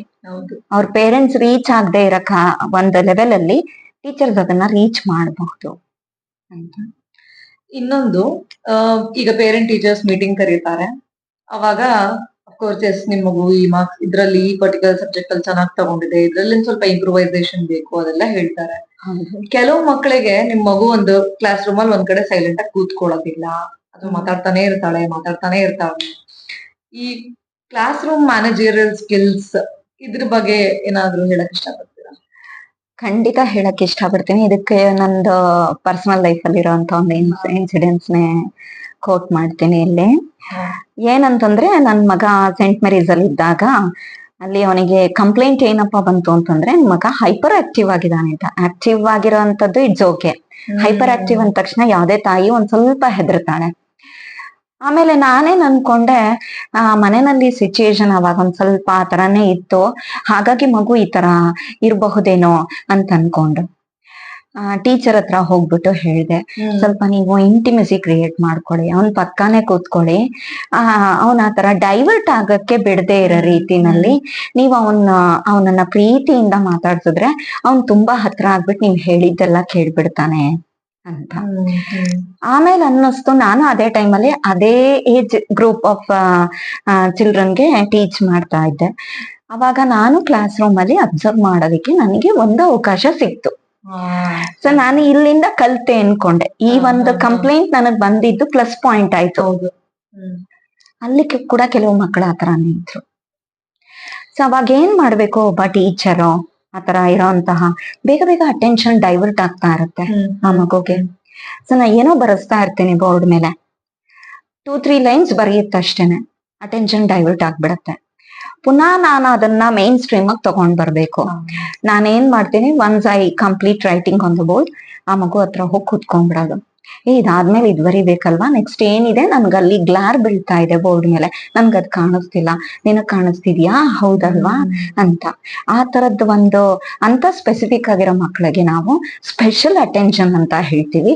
ಆ ಮಗು ಆ ಟಾಸ್ಕ್ ಕಂಪ್ಲೀಟ್ ಮಾಡೋವರೆಗೂ ಬಿಡದೇನೆ ಮಗು ಜೊತೆನಲ್ಲೇ ಇದ್ರೆ ಅದು ಕ್ರಮೇಣ ಏನಾಗುತ್ತೆ, ಹ್ಯಾಬಿಚೇಟ್ ಆಗ್ಬಿಡುತ್ತೆ ಆ ಮಕ್ಕಳಲ್ಲಿ. ಸೊ ನಾ ಇರ್ಲಿಲ್ಲ ಅಂದ್ರೆ ನನ್ನ ಆಬ್ಸೆನ್ಸ್ ಅಲ್ಲಿ ಆ ಮಗು ಅಟೆನ್ಷನ್ ಡೈವರ್ಟ್ ಮಾಡ್ಕೊಳ್ಳದೆ ಅದು ಕಂಪ್ಲೀಟ್ ಮಾಡ್ಬಿಟ್ಟೆ ಹೊರಗಡೆ ಬರೋ ಅಂತದ್ದು. ಸೊ ಇದನ್ನ ಆರಾಮಾಗಿ ಟೀಚರ್ಸ್ ಮಾಡ್ಕೊಳ್ಬಹುದು. More over it's all about psychology. ಹೌದು, ವಿಚಾರ ತುಂಬಾ ಚಿಕ್ಕದೇನೆ. ಒಂದು ಹೇಗೆ ಅಂತಾರೆ, ಒಂದು ಕ್ಲಾಸ್ ಪೀರಿಯಡ್ ಅಲ್ಲಿ ಒಂದ್ 5 ನಿಮಿಷ ಆ ಮಗು ಜೊತೆ ಪರ್ಸನಲ್ ಆಗಿ ಸ್ಪೇಸ್, ಕ್ಲಾಸ್ ರೂಮ್ ಅಲ್ಲೇ ಅವನ ಜೊತೆ ಅಥವಾ ಅವಳ ಜೊತೆ ಕೂತ್ಕೊಂಡು ಒಂಚೂರು ಚರ್ಚೆ ಮಾಡೋದು, ಅಥವಾ ಅವ್ರಿಗೇನ್ ಇಂಟ್ರೆಸ್ಟ್ ಇದೆ ಅದನ್ನ ಮಾತಾಡೋದು. ಈಗೇನೆ ರೆಗ್ಯುಲರ್ ಆಗಿ ಮಾಡ್ತಾ ಹೋದ್ರೆ ಅವ್ರಿಗೂ ಸಬ್ಜೆಕ್ಟ್ ಮೇಲೆ ಇಂಟ್ರೆಸ್ಟ್ ಬರುತ್ತೆ, ಅದಕ್ಕಿಂತ ಹೆಚ್ಚಾಗಿ ಟೀಚರ್ ಮೇಲೆ ನಂಬಿಕೆ ಬರುತ್ತೆ. ಯಾಕೆಂದ್ರೆ teachers R not dealing with files, we are dealing with kids lives. ಜೀವ ಇರುವಂತಹ ಬೊಂಬೆಗಳ ಜೊತೆ ನಾವು, ಮುದ್ದಾದ ಗೊಂಬೆಗಳ ಜೊತೆ ನಾವು ಡೀಲ್ ಮಾಡ್ತಾ ಇದೀವಿ. ನಾನ್ ಫೈಲ್ ಆಗಿದ್ರೆ ಇವತ್ತು ಇದನ್ ಮಾಡ್ದೆ, ಇದನ್ ಬ್ಯಾಲೆನ್ಸ್ ಇಟ್ಟೆ, ಸೈನ್ ಹಾಕ್ದೆ, ಮುಗಿಸ್ದೆ ಅಂತ ತೊಯ್ದು ಬಿಸಾಕಬಹುದು. ನಂದು ಹ್ಯೂಜ್ ರೆಸ್ಪಾನ್ಸಿಬಿಲಿಟಿ, ಅವ್ರ ಕೆರಿಯರ್ ಅನ್ನ ಬಿಲ್ಡ್ ಮಾಡುವಂತ ರೆಸ್ಪಾನ್ಸಿಬಿಲಿಟಿ. ಆ ಮಗುಗೆ ಒಳ್ಳೆ ವ್ಯಾಲ್ಯೂ ಬೇಸ್ಡ್ ಸೊಸೈಟಿಯನ್ನ ನಾನು ಎಕ್ಸ್ಪೋಸ್ ಮಾಡಿಸ್ಬೇಕು. ಯಾಕೆಂದ್ರೆ ಆ ಮಗು ಇನ್ನೊಬ್ರನ್ನ ಇಂಪ್ರೆಸ್ ಮಾಡ್ತಾ ಇರತ್ತೆ ಅದೇ ಸೊಸೈಟಿನಲ್ಲಿ. ಸೊ ಹಾಗಾಗಿ ಇಲ್ಲಿ ತುಂಬಾ ಟೀಚರ್ದು ರೆಸ್ಪಾನ್ಸಿಬಿಲಿಟಿ ಜಾಸ್ತಿ ಇರೋದ್ರಿಂದ emotional based, value based education ಜಾಸ್ತಿ ಬೇಕು. ನೀವು ಮ್ಯಾಥ್ಸ್ ಆರು ಟೀಚ್ ಮಾಡಿ, ಯಾವ ಸಬ್ಜೆಕ್ಟ್ ಆರು ಟೀಚ್ ಮಾಡಿ, ಎಲ್ಲದರಲ್ಲೂ ವ್ಯಾಲ್ಯೂಸ್ ಅನ್ನ ಟಚ್ ಮಾಡಿಸಬಹುದು. ಹಾಗೆ ಇನ್ನು ನಮ್ಮ ಮಾತು ಮುಂದುವರಿಸ್ತಾ, ನಿಮ್ಮ ಗೋಲ್ಸ್ ಏನು ಮುಂದೆ? ನನ್ನ ಗೋಲ್ ಅಂತ ಕೇಳಿದ್ರೆ, ನನಗೆ ಇನ್ನೂ ಒಂದು 14 ಇಯರ್ಸ್ ಸರ್ವಿಸ್ ಇದೆ. ಆ 14 ಇಯರ್ಸ್ ಸರ್ವಿಸ್ ಅಲ್ಲಿ ಎಷ್ಟು ಸ್ಟೂಡೆಂಟ್ಸ್ ಅನ್ನ ಇದೇ ಕಾನ್ಫಿಡೆನ್ಸ್ ಅಲ್ಲಿ ರೀಚ್ ಆಗಕ್ ಸಾಧ್ಯ, ರೀಚ್ ಆಗ್ಬೇಕು ಅಂತ ಅನ್ನುವಂಥದ್ದು ಮತ್ತೆ ಯಾವುದೇ ಒಂದು ಮಗುನು ಕೂಡ ಎಕ್ಸ್ಟ್ರೀಮ್ ಎಂಡ್ಗೆ ಹೋಗಿ ಫಾಲ್ಸ್ ಡಿಸಿಷನ್ ಅನ್ನ ತಗೊಳ್ಳದೆ ಇರೋಂಗೆ, ಈಗ ಆಲ್ರೆಡಿ ಕೆಲವು ಸಿಚುಯೇಷನ್ಸ್ ಆ ತರದನ್ನ ನಾನು ನೋಡ್ಬಿಟ್ಟಿದೀನಿ. ಅಂತ ಕಹಿ ಘಟನೆಗಳು ನಡೆಯದೇ ಇರೋ ರೀತಿನಲ್ಲಿ ನೋಡ್ಕೊಳ್ಬೇಕು. ಆ ತರದ ಒಂದು ಸೆಟ್ ಆಫ್ ಸ್ಟೂಡೆಂಟ್ಸ್ ಅನ್ನ ನಾನು ಕ್ರಿಯೇಟ್ ಮಾಡ್ಬೇಕು, ಅಷ್ಟು ಕಾನ್ಫಿಡೆನ್ಸ್ ಅನ್ನ ತರಿಸ್ಬೇಕು ಈಗಿನ ಮಕ್ಕಳಲ್ಲಿ ಅಂತ ಅನ್ನೋದು ಒಂದು ಗೋಲ್. ಎರಡನೇದಾಗಿ ನನ್ನ ರಿಟೈರ್ಮೆಂಟ್ ಸರ್ವಿಸ್ ಅಲ್ಲಿ ಕೂಡ, ರಿಟೈರ್ಮೆಂಟ್ ಪೀರಿಯಡ್ ಅಲ್ಲಿ ಕೂಡ ನಾನು ಎಜುಕೇಶನ್ ಫೀಲ್ಡ್ ಅಲ್ಲಿ ಸರ್ವಿಸ್ ಕೊಡೋದಕ್ಕೆ ತುಂಬಾ ಇಷ್ಟ ಪಡ್ತೀನಿ. ಆ ಒಂದು ಶಕ್ತಿ ನನಗ್ ದೇವ್ರು ಕೊಡ್ಬೇಕು ಅಂತ ಅನ್ನೋದು ಖಂಡಿತ ನಿಮ್ಗೆ ದೇವ್ರ ಬ್ಲೆಸ್ಸಿಂಗ್ಸ್ ಯಾವಾಗ್ಲೂ ಇದ್ದೇ ಇರುತ್ತೆ. Thank you. ಹಾಗೆ ಈ ಲೇಡೀಸ್ ಈ ಫೀಲ್ಡ್ ಗೆ ಎಂಟರ್ ಆಗೋರಿಗೆ, ನೀವು ಮುಂದೆ ಟೀಚರ್ ಆಗ್ಬೇಕು ಅಂತ ಇರೋರಿಗೆ ಏನ್ ನೀವು ಏನಾದ್ರು ಗೈಡ್ ಮಾಡಕ್ ಇಷ್ಟಪಡ್ತೀರಾ? ನಾನು ಎಸ್ಪೆಷಲಿ ಈಗ ಬರುವಂತಹ ಟೀಚರ್ಸ್ಗೆ ಎಮೋಷನಲ್ ಟೆಂಡೆನ್ಸಿ ಕಡಿಮೆ ಇದೆ. ಎಮೋಷನಲ್ ಟೆಂಡೆನ್ಸಿ ಯಾತಕ್ ಕಡಿಮೆ ಇದೆ ಅಂತಂದ್ರೆ, ಇವಾಗೆಲ್ಲ ಪರ್ಫಾರ್ಮೆನ್ಸ್ ಓರಿಯೆಂಟೆಡ್ ಆಗ್ಬಿಟ್ಟಿದೆ. ನೀವ್ ಎಷ್ಟೇ ಪರ್ಫಾರ್ಮೆನ್ಸ್ ಓರಿಯೆಂಟೆಡ್ ಆಗಿ ಆ ಮಗುಗೆ ನೀವು ಟೀಚ್ ಮಾಡಿ ಆ ಲೆವೆಲ್ ರೀಚ್ ಆದ್ರೂನುವೆ ಎಮೋಷನಲ್ ಟೆಂಡೆನ್ಸಿಯನ್ನ ನೀವು ಆ ಮಗು ಜೊತೆ ಬಿಲ್ಡ್ ಮಾಡ್ಕೊಳ್ಳಿಲ್ಲ ಅಂತಂದ್ರೆ, as a teacher you are the failure one only. Values ನಾನ್ ಕೊಡಕ್ ಆಗ್ಲಿಲ್ಲ, ಔಟ್ ಆಫ್ ಮ್ಯಾಥ್ ಅಲ್ಲಿ 100 ಸ್ಕೋರ್ ಮಾಡಿದೆ, ಆ ಮಗು ತನ್ನ ಇಂಟೆಲಿಜೆನ್ಸ್ ಅನ್ನ ಫಾಲ್ಸ್ ವೇ ನಲ್ಲಿ ಯೂಸ್ ಮಾಡ್ಕೊಳ್ತಾ ಇದೆ, ಅದು ಇಂಪ್ಯಾಕ್ಟ್ ಫಾಲ್ಸ್ ವೇ ನಲ್ಲೇನೆ ಸೊಸೈಟಿಗೆ ಆಗ್ತಾ ಇದೆ. ನನಗ್ ಅದು ಬೇಡ. ನೀನ್ 100 ತಗೊಳೋದ್ರ ಜೊತೆಗೆ ನಿನ್ ಜೊತೆ ವ್ಯಾಲ್ಯೂಸ್ ಇರ್ಬೇಕು. ಎಲ್ಡರ್ಸ್ ಅನ್ನ ರೆಸ್ಪೆಕ್ಟ್ ಮಾಡೋ ಅಂತದ್ದು, ಅನ್ನೋನ್ ಪೀಪಲ್ ಅನ್ನು ಕೂಡ ರೆಸ್ಪೆಕ್ಟ್ ಮಾಡೋ ಅಂತದ್ದು, ಎಲ್ಲಾ ಕಮ್ಯುನಿಟಿಯನ್ನು ಈಕ್ವಲ್ ಆಗಿ ನೋಡೋ ಅಂತದ್ದು, ಜೆಂಡರ್ ಬಯಾಸ್ಡ್ ಆಗಿ ಇಲ್ದೇ ಇರೋ ಅಂತದ್ದು, ಎಲ್ಲಾ ರಿಲಿಜನ್ ಅನ್ನು ರೆಸ್ಪೆಕ್ಟ್ ಮಾಡೋ ಅಂತದ್ದು. ನಾವು ಈ ತರದ ಸೊಸೈಟಿಯನ್ನ ಕ್ರಿಯೇಟ್ ಮಾಡ್ಬೇಕು. ಹಾಗಾಗಿ ಬರೀ ಮಾರ್ಕ್ ಓರಿಯೆಂಟೆಡ್ ಆಗಿ, ಪರ್ಫಾರ್ಮೆನ್ಸ್ ಓರಿಯೆಂಟೆಡ್ ಆಗಿ ಇಲ್ದೇನೆ ವ್ಯಾಲ್ಯೂಸ್ ಅನ್ನ ಕೂಡ ನಾವು ಕೊಡ್ತಾ ಬಂದ್ರೆ ತುಂಬಾ ಒಳ್ಳೆ ಟೀಚರ್ ಅಂತ ಅನ್ನಿಸ್ಕೊಳ್ಳೋದ್ರಲ್ಲಿ ಡೌಟೇ ಇಲ್ಲ. ರಾಜ್ಯ ಸರ್ಕಾರದಿಂದ ನನಗ್ ಟೀಚರ್ ಅವಾರ್ಡ್ ಸಿಗ್ಲಿಲ್ಲ, ಅಥವಾ ಸೆಂಟ್ರಲ್ ಗವರ್ಮೆಂಟ್ ಅಲ್ಲಿ ಅವಾರ್ಡ್ ಕೊಟ್ರು ನನಗ್ ಸಿಗ್ಲಿಲ್ಲ, ರೆಕಮೆಂಡೇಶನ್ ಬೇಸ್ ಮೇಲೆ ಏನ್ ಬೇಕಾದ್ರೂ ನಡೆಯುತ್ತೆ. ನನಗೆ ಆ ಅವಾರ್ಡ್ಸ್ ಎಲ್ಲ ಯಾವ್ದು ಬೇಡ. ಯಾಕೆಂದ್ರೆ ಅದಕ್ಕಿಂತ ದೊಡ್ಡ ಅವಾರ್ಡ್ ಈ ಮಕ್ಕಳು ದೊಡ್ಡವರಾಗಿ ನನ್ನನ್ನು ನೆನ್ಸ್ಕೊಂಡು, ಮ್ಯಾಮ್ ಎಲ್ಲಿದ್ದೀರಾ ಮ್ಯಾಮ್, ನಾನು ಈ ತರದ ಡಿಸಿಷನ್ ತಗೋಬಹುದು, ನೀವೇನ್ ಹೇಳ್ತೀರಾ ಅಂದಾಗ ನನ್ಗೆ ಎಲ್ಲೋ ಒಂದ್ ಸ್ಟೆಪ್, ಒಬ್ನೇ ಮಗ ಅಲ್ಲ, ನನ್ಗೆ ಎಷ್ಟ್ ಜನ ಮಕ್ಳಿದಾರಪ್ಪ ಅಂತ ಅನ್ಸುತ್ತೆ. ಇನ್ನೊಂದು ಇಲ್ಲಿ ಸ್ಪೆಷಲ್ ಥಿಂಗ್ ಏನಂತಂದ್ರೆ, ಈ ಫೀಲ್ಡ್ ಅಲ್ಲಿ ಇರೋರು, ನನಗೂ ಕೂಡ ಇದು ಎಕ್ಸ್ಪೀರಿಯನ್ಸ್ ಆಗಿದೆ. ನನಗೆ ತುಂಬಾ ಮನೆಯಲ್ಲಿ ನನಗೆ ಯಾರು ಹೆಲ್ಪ್ಗಿಲ್ಲ, ನಾನು ಹುಷಾರ್ ತಪ್ಪಿದ್ದೀನಿ. ಒಂದು ಸ್ಟೂಡೆಂಟ್ ಕಾಲ್ ಮಾಡಿದ್ರೆ 10 ಜನ ಖಂಡಿತ ಬರ್ತಾರೆ. ಆ ಒಂದು ಬ್ಲೆಸ್ಸಿಂಗ್ ಟೀಚರ್ಸ್ ಮಾತ್ರ ಇರೋದು. ಸೊ ನನಗೆ ಯಾವತ್ತು ನನ್ ಮಗ ದೂರ ಇದ್ದಾನೆ ಅಥವಾ ನನಗ್ ಸಪೋರ್ಟಿಗೆ ಯಾರು ಇಲ್ಲ ಅಂತ ಅನ್ಸೋದೇ ಇಲ್ಲ. ಎಲ್ರು ನನ್ ಮಕ್ಳೇನೆ. ಬಟ್ ಆ ತರ ನನ್ ಮಕ್ಳನ್ನ ರೀತಿನಲ್ಲಿ ನಾನು ಈಕ್ವಲ್ ಆಗಿ ಟ್ರೀಟ್ ಮಾಡ್ಬೇಕು, ಅದು ತುಂಬಾ ಇಂಪಾರ್ಟೆಂಟ್. ಮಾತಾಡ್ತಾ ಇದ್ರೆ ಮೇಡಮ್ ಮೊದ್ಲೇ ಟೀಚರ್, ಮಾತನ್ನ ಆಲಿಸ್ತಾ ಇರ್ಬೇಕು ಅನ್ಸ್ತಾ ಇದೆ. ಹಾಗೆ ಪ್ರತಿಯೊಬ್ರುನು ನಮ್ದು ಎಜುಕೇಶನ್ ಮುಗೀತು, ಕಲ್ತಿದ್ದು ಮುಗೀತು ಅನ್ನೋದು ಇಲ್ವೇ ಇಲ್ಲ. ದಿನನಿತ್ಯ ನಮ್ಮ ಡೈಲಿ ಲೈಫ್ ಅಲ್ಲಿ ಹೊಸದಾಗಿ ಏನಾದ್ರು ಕಲಿತಾನೇ ಇರ್ತೀವಿ. ನಮ್ಮ ಶೋಗೆ ಬಂದು ಮಾತಾಡಿ ನಿಮ್ಮ ಅನುಭವಗಳು ಹಾಗೆ ಸಾಕಷ್ಟು ತಿಳಿಸ್ಕೊಟ್ಟಿದ್ದೀರಾ. ತುಂಬ ಹೃದಯದ ಧನ್ಯವಾದ. ನನಗೂ ಕೂಡ ಇವತ್ತು ತುಂಬಾ ಮನ ತುಂಬಿ ಮಾತಾಡಿದೀನಿ. ಹೇಳ್ಬೇಕು ಅಂತಂದ್ರೆ, ನನಗೆ ಈ ಒಂದು ರೀತಿಯಾದಂತಹ ಎಕ್ಸ್ಪೀರಿಯನ್ಸ್ ಅನ್ನ ಶೇರ್ ಮಾಡ್ಕೊಳಕ್ಕೆ ಒಂದು ಪ್ಲಾಟ್ಫಾರ್ಮ್ ಬೇಕಾಗಿತ್ತು. ಮತ್ತೆ ನಿಮ್ಮ ಪ್ರಶ್ನೆಗಳು ಕೂಡ ಅಷ್ಟೇ ಅದ್ಭುತವಾಗಿತ್ತು. ಸೊ ನನ್ನ ಮೆಸೇಜ್ ಅನ್ನ ಸೊಸೈಟಿಗೆ ರೀಚ್ ಮಾಡ್ಸೋದಿಕ್ಕೆ ನಿಮ್ಮ ಒಂದು ಪ್ಲಾಟ್ಫಾರ್ಮ್ ಹೆಲ್ಪ್ ಆಯ್ತು ಅಂತ ಅನ್ಕೊಳ್ತೀನಿ. ಸೊ ಅದಕ್ಕೆ ತುಂಬಾ ಸಂತೋಷ ಆಗಿದೆ ನನ್ಗೆ ಇವತ್ತು. ಅದ್ರ ಜೊತೆಗೆ ಇದು ತುಂಬಾ ಎಫೆಕ್ಟಿವ್ ಆಗಿ ಹೆಚ್ಚೆಚ್ಚು ಜನರನ್ನ ರೀಚ್ ಮಾಡಿಸ್ಲಿ. ಪೇರೆಂಟ್ಸ್ ಆಗಿ ಅವ್ರ ರೋಲ್ ಏನು, ಟೀಚರ್ಸ್ ಆಗಿ ಅವ್ರ ರೋಲ್ ಏನು ಅನ್ನೋದನ್ನ ಅವರು ಕೂಡ ರಿಯಲೈಸ್ ಮಾಡ್ಕೊಳ್ಳಿ. ಮತ್ತೆ ಒಂದು ಒಳ್ಳೆ ಭವಿಷ್ಯ ಭಾರತಕ್ಕೆ ಸಿಗ್ಲಿ ಅಂತ ಅಂದ್ಬಿಟ್ಟು ನಾನು ಇಷ್ಟ ಪಡ್ತೀನಿ. ನಿಮ್ಗೂ ಕೂಡ ತುಂಬಾ ಥ್ಯಾಂಕ್ಸ್, ನನಗೆ ಇಷ್ಟು ಒಳ್ಳೆ ಪ್ಲಾಟ್ಫಾರ್ಮ್ ಅನ್ನ ಕ್ರಿಯೇಟ್ ಮಾಡ್ಕೊಟ್ಟಿದ್ದಕ್ಕೆ. ಸೊ ಬಹಳಷ್ಟು ವಿಚಾರ ಮಾತಾಡಿದ್ವಿ, ಚರ್ಚೆ ಮಾಡಿದ್ವಿ. ನಮ್ಮ ಮಕ್ಕಳುಗಳು ಒಂಥರ ಮೊಗ್ಗುಗಳಿದ್ದಾಗೆ, ಒಂಥರ ಈ ಮುದ್ದೆಗಳಿದ್ದ ಹಾಗೆ, ಅವರಿಗೆ ಒಳ್ಳೆ ಶೇಪ್ ಕೊಟ್ಟು ತಿದ್ದಿ ತೀಡಿ ಒಂದು ಗೊಂಬೆಯಾಗಿ ತರೋದು ಪೇರೆಂಟ್ಸ್ ಕೈಯಲ್ಲಿ, ಜೊತೆಗೆ ಟೀಚರ್ ಕೈಯಲ್ಲೂ ಇರುತ್ತೆ. ಸೊ ಆ ಮೊಗ್ಗನ್ನ ಅರಳಿಸಿ ಹೂವಾಗಿ ಅದ್ರ ಸುಗಂಧ ನಮ್ಗೆನೆ ಒಳ್ಳೆ ರೀತಿಯಲ್ಲಿ ಬರುತ್ತೆ. ಸೊ ಅದಕ್ಕೆ ನಮ್ಮ ತಾಳ್ಮೆ, ಜವಾಬ್ದಾರಿ ಎಲ್ಲಾ ರೀತಿಯಲ್ಲೂ ತಂದೆ ತಾಯಿ ತುಂಬಾ ಮುಖ್ಯ.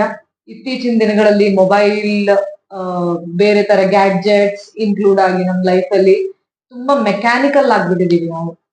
ಸೊ ಸಾಧ್ಯವಾದಷ್ಟು ಒಂದೇ ದಿನಕ್ಕೆ ಆಗೋದಿಲ್ಲ, ಆದ್ರೆ ಸಾಧ್ಯವಾದಷ್ಟು ಸ್ವಲ್ಪ ಗ್ರಾಜುಯಲ್ ಆಗಿ ನಾವುನು ಅದನ್ನೆಲ್ಲ ಬಿಡ್ತಾ, ನಮ್ಮ ಹಳೆ ಕಾಲದಲ್ಲಿ ಅಂದ್ರೆ ಈಗ ಒಂದು 80s 90s ಅಲ್ಲಿ ಮೊಬೈಲ್ ಪೂರ್ತಿ ಬರೋ ಮುಂಚೆ ಹೇಗಿದ್ವಿ, ಸೊ ಅದನ್ನ ಆದಷ್ಟು ಸ್ವಲ್ಪ ಸ್ವಲ್ಪ ತರೋದಕ್ಕೆ ಪ್ರಯತ್ನ ಮಾಡೋಣ. ಮನೆಯಲ್ಲಿ ಒಂದ್ ಹೊತ್ತಾದ್ರೂ ಎಲ್ಲ ಅಪ್ಪ ಅಮ್ಮ ಮಕ್ಕಳು ಕೂತ್ಕೊಂಡು ಒಂದ್ ಹೊತ್ತು ಜೊತೆಗೆ ಊಟ ಮಾಡ್ತಾ, ನಗ್ತಾ ನಗ್ತಾ ಊಟ ಮಾಡ್ತಾ, ಏನಾದ್ರೂ ಎಕ್ಸ್ಪೀರಿಯನ್ಸಸ್ ಶೇರ್ ಮಾಡ್ಕೊಳ್ತಾ ಒಂದ್ ಹೊತ್ತಾದ್ರೂ ಕೊಡಕ್ ಟ್ರೈ ಮಾಡೋಣ. ಸೊ ಅದು ಒಂದು ಚೇಂಜ್ಗೆ ಒಂದ್ ಸ್ಟೆಪ್ ಆಗುತ್ತೆ ಅಂತ ಹೇಳಕ್ ಇಷ್ಟಪಡ್ತೀನಿ. ಹಾಗೆ please like, share and subscribe. ಇವತ್ತು ಮಾತಾಡಿರೋ ವಿಚಾರ ಬಹಳಷ್ಟು ಐ ಓಪನಿಂಗ್ ನನಗಂತೂ ಪರ್ಸನಲಿ ಆಗಿದೆ. ನಿಮಗೂ ಆಗಿದ್ರೆ ನಿಮ್ಮ ಕಮೆಂಟ್ ಅಲ್ಲಿ ತಿಳಿಸಿ. ಹಾಗೆ ನಾನು ಕೆರಿಯರ್ ಮತ್ತೆ ಅವರ ಫ್ಯಾಮಿಲಿನ ನೋಡ್ಕೊಳ್ತಾ, ಹಾಗೆ ಸಮಾಜದಲ್ಲಿ ಅವರ ಚಿಕ್ಕ ಚಿಕ್ಕ ಸೋಷಿಯಲ್ ರೆಸ್ಪಾನ್ಸಿಬಿಲಿಟೀಸ್ ನ ಟಚ್ ಮಾಡ್ತಾ ಇರೋಂತಹ ಮಹಿಳೆಯರಿಗೆ ನಾನು ಹೋಗಿ ಈ ತರ ಕಾಂಟ್ಯಾಕ್ಟ್ ಮಾಡ್ತಾ ಇದ್ದೀನಿ. ನಿಮಗೆ ಯಾರಾದ್ರೂ ಗೊತ್ತಿದ್ರೆ ಪ್ಲೀಸ್ ಕಮೆಂಟ್ ಅಲ್ಲಿ ತಿಳಿಸಿ. ಅವರನ್ನು ಸಹ ನಮ್ಮ ವೇದಿಕೆಯಲ್ಲಿ ಕೂರಿಸಿ ಮಾತಾಡಿಸಿ ಬಹಳಷ್ಟು ವಿಚಾರಗಳನ್ನ ಮುಂದೆ ತರಬಹುದು. ನಮಸ್ತೆ.